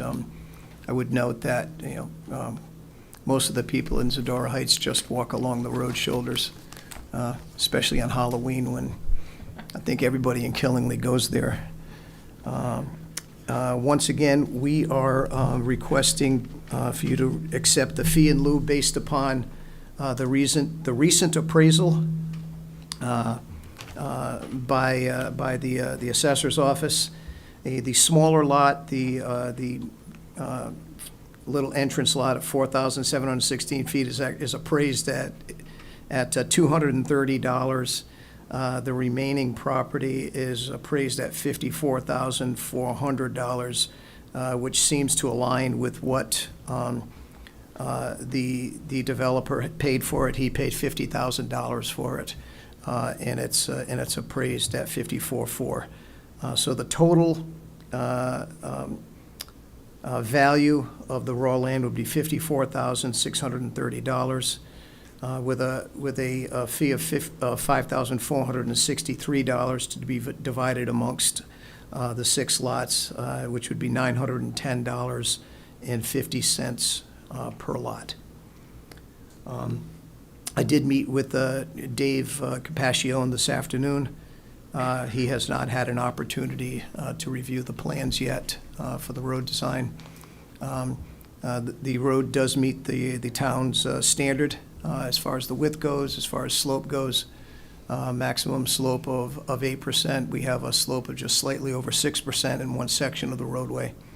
And I'd be happy to answer any questions you might have on this. Commissioners? I don't know if I might have been, the road, is it going to be a private road or public? The proposal would be for a public road. Okay. Has not gone in front of the town yet? No, typically not until the road is constructed, and then, you go before the town council at that point for them to Well, exit. there was a time when we were requiring that to go before council ahead of time, so that they could know about it in advance, so that they wouldn't be forced to. Yeah.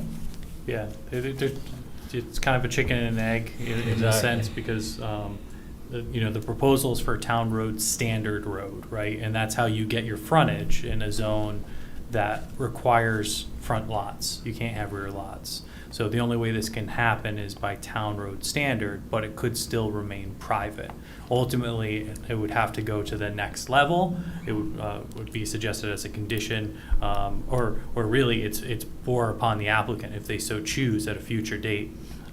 Because your decision on the subdivision has no bearing whether or not the town council chooses to receive it or not. They hold separate. If you build the road, then you're pretty much arm twisting them to say, yeah, you need to. Well, it's more. So that was the condition why we made it, Understood, yeah. so that they reviewed it ahead of time. And we have no objection to, you know, if the commission feels as though it would be advantageous to go before town council on a preliminary basis, we don't object to that at all. I mean, John's got a point, and it could go either way, so. Right, Well, right. but the other part is, if not, then we need to make sure there's a maintenance agreement in place, right, and all that stuff. All that going kind of for all the stuff, lots. exactly, Um, exactly. You'd have the maintenance agreement, and you'd have Common to ownership of it. develop an association. Yeah. And, I mean, there's nothing like that anywhere in Zadora Heights, so, you know, and, you know, based upon, you know, my experience doing any kind of homeowners associations, you're really talking about a very specific buyer that's going to be, you know, unless you're looking into a condominiums or something, but when people own single-family homes in this part of the country, typically they want to own their property. They don't want to have to deal with any kind of an association or maintaining roadways and so forth. No, agreed, it's just more reason to make sure the town council's aware of it, and Yeah. there's at least some sort of inclination for it. Yep. And what's that little strip to the north gonna be, on the other side of the road? That, Is that gonna be part of the road? Because it looks like the property boundary's separate. are you talking the green or the other little strip? They don't own that. The status of that is unknown. Oh, okay. That's kind of like the Rock Ave extension, that there's really no record as to who owns it, who So doesn't it's not own it. part of this lot? It's not part of this. Okay. No. And then that front little carve-out piece, that was already, That was already there. Yep. okay. Yep. Is that, That's a separate piece of that was a separate land. access to this back lot? Correct. That was carved out already, okay. Yeah. So if that was gonna be a private road too, the only 5 lots are allowed on a private road, right? No, it's a private drive. That's a private That's drive. a Common shared, drive. Drive. yeah, that's a shared driveway. You're allowed 5 on a private shared drive. So this wouldn't be defined, if he wasn't a town road? No. This Well, wouldn't be defined the same Well, as a private?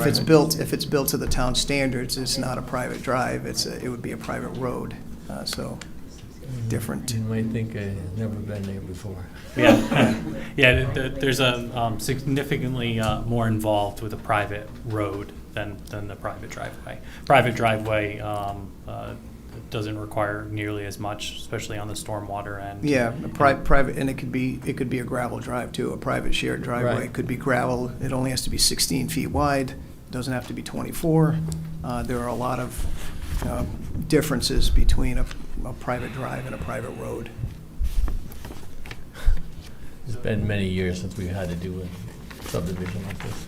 I would imagine you want to keep the public hearing open quite simply because Dave Capascione is still reviewing it. I think the applicant's working to get him some stormwater information as well, so he can provide some feedback to the commission.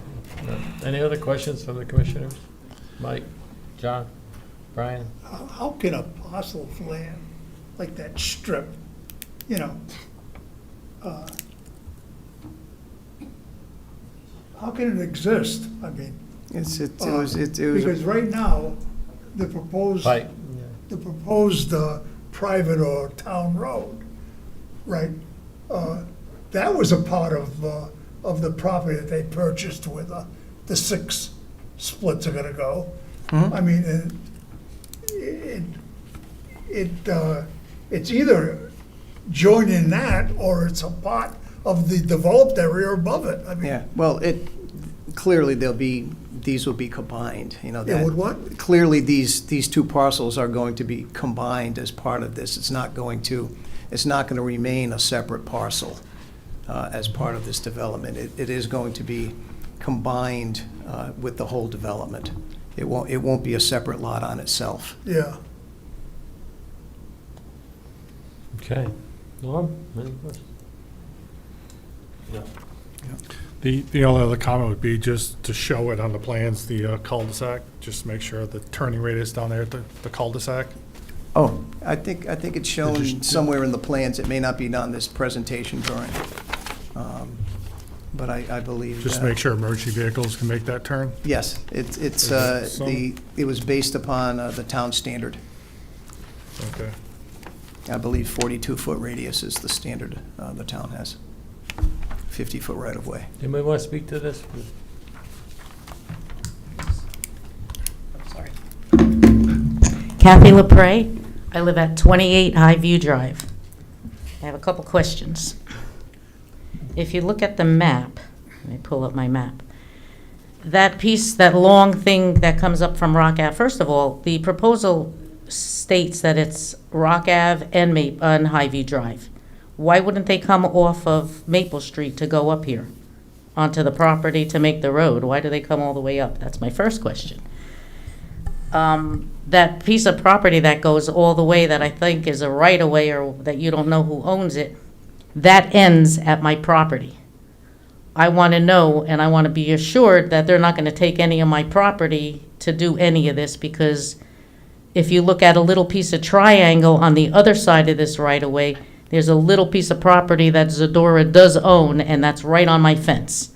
And if they're doing this big thing, I want to make sure that, no utilities are going like on that other side of that right-of-way, which is going to butt up against my fence. That little strip there, he's landlocked there, so I don't know what he plans on doing with it. I'd be open to purchase that little piece of property since he can't do anything with it, but I don't know.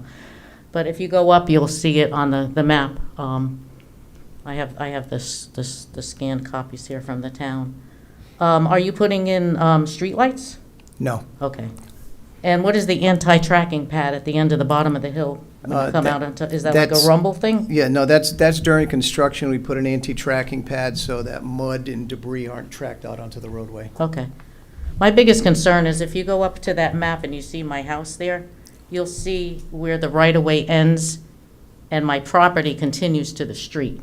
I want to make sure that I'm not going to be taken by eminent domain or anything like that. That little piece, you could see where. Where's? Yeah, that's me. That's that whole section there. It comes into that's still my property.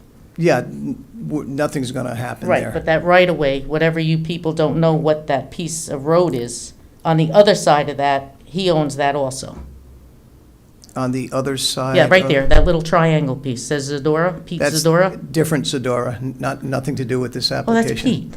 I knew Pete, years and years and years ago. Yeah, nothing to do with, the developer does not own this, that Okay. strip. Okay. And then that right-of-way that you don't know what it Yeah. is, are you developing anything in there? We can't, no. Well, it's not the developer's property. Okay. And as far as, I'll answer your question about coming up from Maple Street, they don't own property all the way to Maple Street, so they can't Okay. build a road through someone else's property. Okay. But that little piece of property that's mine, that nobody can touch that, the That- town or them, right? That's yours. Okay. Yeah. That's it. Thank you. Easy.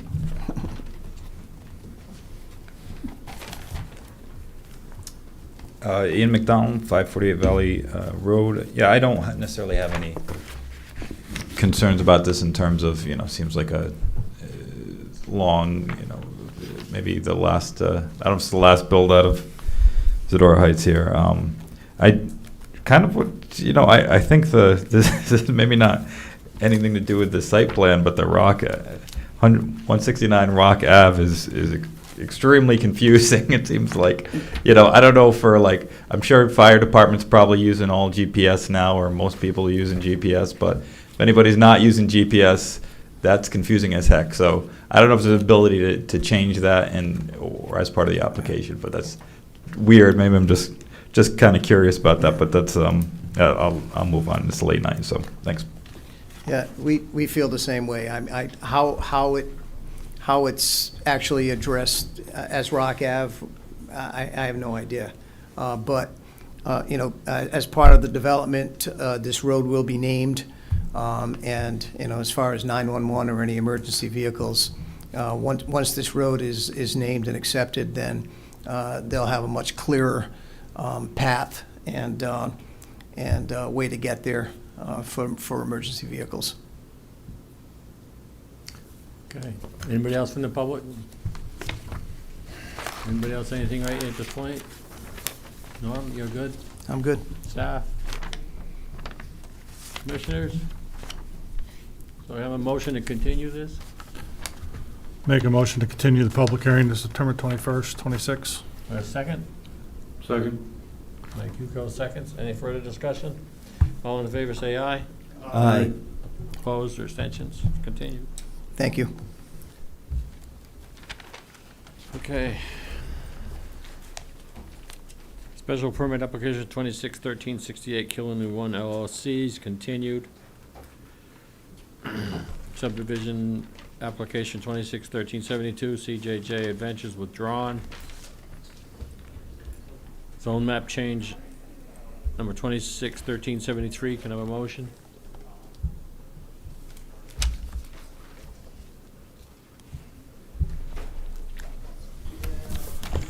I'll make a motion to approve the zone change from residential high to general commercial. Again, for the reasons it's contiguous to existing general commercial zone. The removal of these lots does not create any spot zoning issues, and that the uses under GC are consistent in this vicinity for the other uses. Current uses, sorry. Second? I'll second. Norm seconds. Any further discussion? Anybody? Nobody? Good. Roll call, please. Brian Card, Yes. Norm Farren, Yes. Michael Huco, Yes. John Sarantopoulos. Yes. Keith Thurlow. Yes. Unanimously. Site plan review application. How did that get in there? Did we? Nope, that's correct. It's an unfinished one. You didn't, there was no public hearing for that one. But that one, in your packet, there is a email from Killingley Engineering, I believe, asking for a continuance till next month's meeting as they work through comments from the Wetlands Commission and revise a few items on that one. So we got a motion to continue. Make a motion to continue. Second. Mike makes the motion, John makes the second. Any further discussion? All in favor, say aye. Aye. Opposed or abstentions? Continue. Special permit application 261378 Blue Frog, I'll step up. All right, can we get a motion? I make a motion that we accept special permit application 26-1378 Blue Frog LLC. And to be clear, you're Accept or approve? To accept. No. Approve? Approve or Approve. deny? Approve? Approve. Okay. And the waiver request? With the waiver request?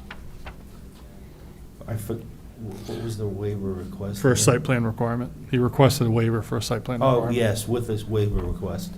Okay, we have a motion by Norm to approve with the approval of the waiver request for site plan requirement. Do we have a second? Second. Second. Thank you, John. All right, any discussion? No? All right. All in favor, say aye. Aye. Aye. Opposed? None.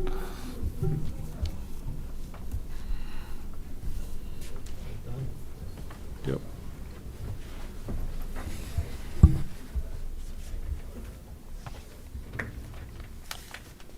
Okay, where am I? Subdivision application 261379 Caution Sons. Have a motion, please?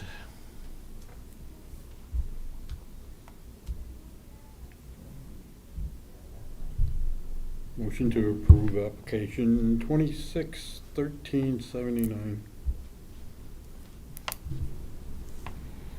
Have a second? Yeah, I'll try to get that. Can you add the open space? The Oh. fee? No.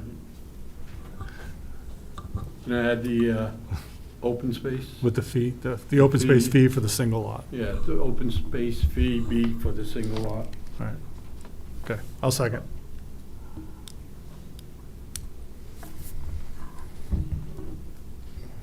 Any further discussion? Anybody? A roll call, please.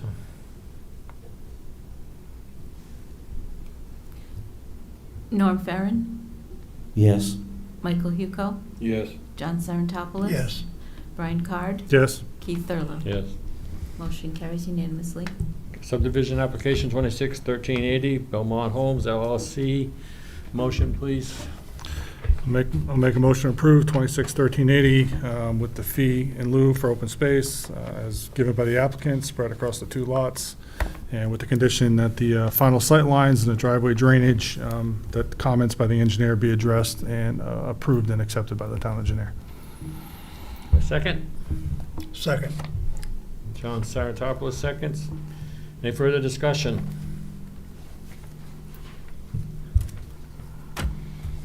Roll call, please.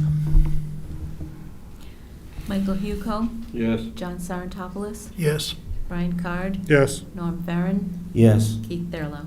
Yes. Motion carries unanimously. Subdivision application 261381. Is that being continued? It's continued, yeah. Continue.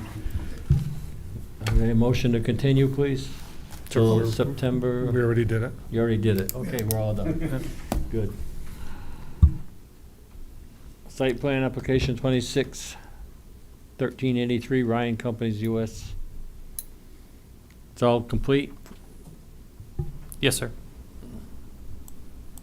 Can we get a motion, please? Just to, For continuance? No. No, this is. so this, just to be clear, so this is a motion to receive the application. Okay. But also to table the review till September 21st. That there's a letter in your packet from the applicant asking to make their presentation next month, which is pretty normal for you I guys. was gonna say, we don't review it Yep. anyway. But third-party review, I just want to touch Yeah. on that in terms of receiving the application, I would imagine. I was gonna throw, so I would make the motion, receive the application, schedule, table the review to September 21st, but I would request that we do a third-party review of this application. And a second? Second. Any further discussion? Roll call, please. You ready? You're looking at me like I'm forgetting something. Just for clarity or for some direction, so with the third-party review, we've been using Tie and Bond for the third-party review. We currently have an open escrow account that the applicant does with the town. We would be looking to re-engage Tie and Bond for the third-party review, as previously it was difficult given the. Well, can we finish this motion and Yep. then we'll discuss it? Okay, yep, if you'd like. Go ahead, please. John Sarantopoulos. Yes. Brian Card. Yes. Norm Farren, Yes. Michael Huco, Yes. and Keith Thurlow. Yes. Motion carries unanimously. Okay, so, So just quickly on the third-party review, so previously we had put out on a previous application before you from Ryan Companies, a request for third-party review, right? We went through that process. It was hard to find a company in the area to be able to do the third-party review that wasn't currently involved in had a conflict with other applications or that actual application. So Tie and Bond was used. The Wetlands Commission didn't explicitly state it in their last meeting, but the chair did clarify they are looking for a third-party review as well. Unless there's anyone opposed to it, I would be looking to re-engage with Tie and Bond to continue that third-party review. Partly so we don't have to bring on a new team to catch up on the Mike, application. any comment? I think that's an excellent idea. John?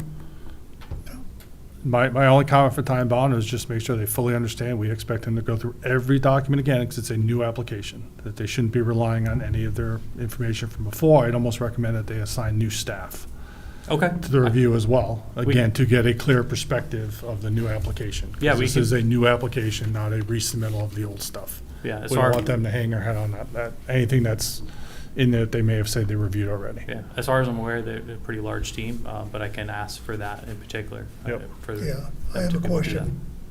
Because of the activity that's going on over there, is that a conflict of any sort? Because didn't they do the review for inland wetlands as well? I don't believe there's any conflict for the third-party review, for them to continue to do that, particularly with Commissioner Carr's suggestion to see maybe if we can ask just for a second set of eyes within that firm. If they're not available, or if they're not, we still have to receive. It'd still be the same firm if. Yeah, well, that's what I'm saying, like, to see if we can get other staff involved from that team, from Ty and Bond, or from that company. We will see. If for some reason they're unavailable, anything like that, I will ask the chair if we need to schedule a special meeting, maybe just consider a different proposal if needed. All right, everybody set with that? Need a motion for this? If you don't mind. I'll make that motion. Have a second? I'll second. Second by Norm. Any discussion? All in favor? Aye.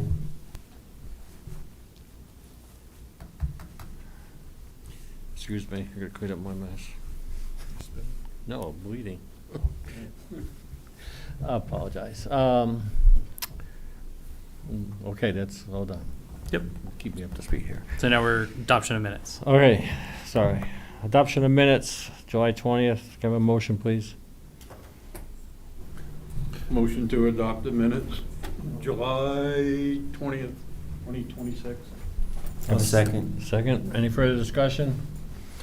All in favor, say aye. Aye. Opposed, abstentions. Correspondence, request by Bernard Properties for a 90-day, okay, you guys handle that, 90-day extension. I don't need to leave, I don't think, for that, do I? No. No. All right, we got a request by Bernard Properties for 90-day extension. Yeah, it's just for filing of Mylars for the subdivision application 261370, going from, extending the deadline from September 4th, 2026. To December 3rd. December 3rd. This per general statute 8-25A. Yep. Could we have a motion? I'll make the motion. Thank you, John. Second. I'll second. Thank you, Norm. All in favor? Any discussion? All in favor, say aye. Aye. Opposed? There you go. Zoning officer, inland wetlands, In the interest of time, I have no updates for you. economic development. Real quickly, Northeast Chamber of Commerce hosted a breakfast with Congressman Courtney. The bulk of the discussion was about the $67 billion Navy contract for 4 additional submarines, which they anticipate another 8,000 new hires. With every new hire, you usually get 1.3 additional jobs, whether it's in the supply chain creation. The discussion was about increasing the pressure on the housing market in the region, and concerns for local manufacturers to compete in a competitive wage compensation. So some of that money has been factored into that kind of programming. We broke ground on the Brickyard project on August 3rd, and we're hitting timelines as anticipated. We believe that the total project will be completed early November as they pave on the way out the door. We have ongoing environmental assessments on Bailey Hill and Blueville Mills. We conducted a walkthrough at the 185 Broad Street Community Center with LEPs. Final proposals are due August 24th, and then we'll do interviews and vendor selection for early September. We were assigned a project officer from DECD for the Community Investment Planning Grant. We have a kickoff meeting tomorrow. That work will include some brownfield assessment and community pre-conceptual planning activities. There's an upcoming bridal show at 13 Water Street from Mariah Photography and some of the other small businesses in that collective. On October 3rd, Small Town Music Festival will host their 3rd annual Small Town Music Festival. We may have to relocate them on the other side of Main Street, so we're still pending approval on that. The Economic Development Department partners every year with EastCon, and we had an intern. She rotated through different departments to learn about municipal government. So she should be finishing up in the next week or so. Our next EDC meeting is September 1st, and the next WPCA meeting is on August 19th, and our chairman of EDC will be in attendance. Council? I have a question.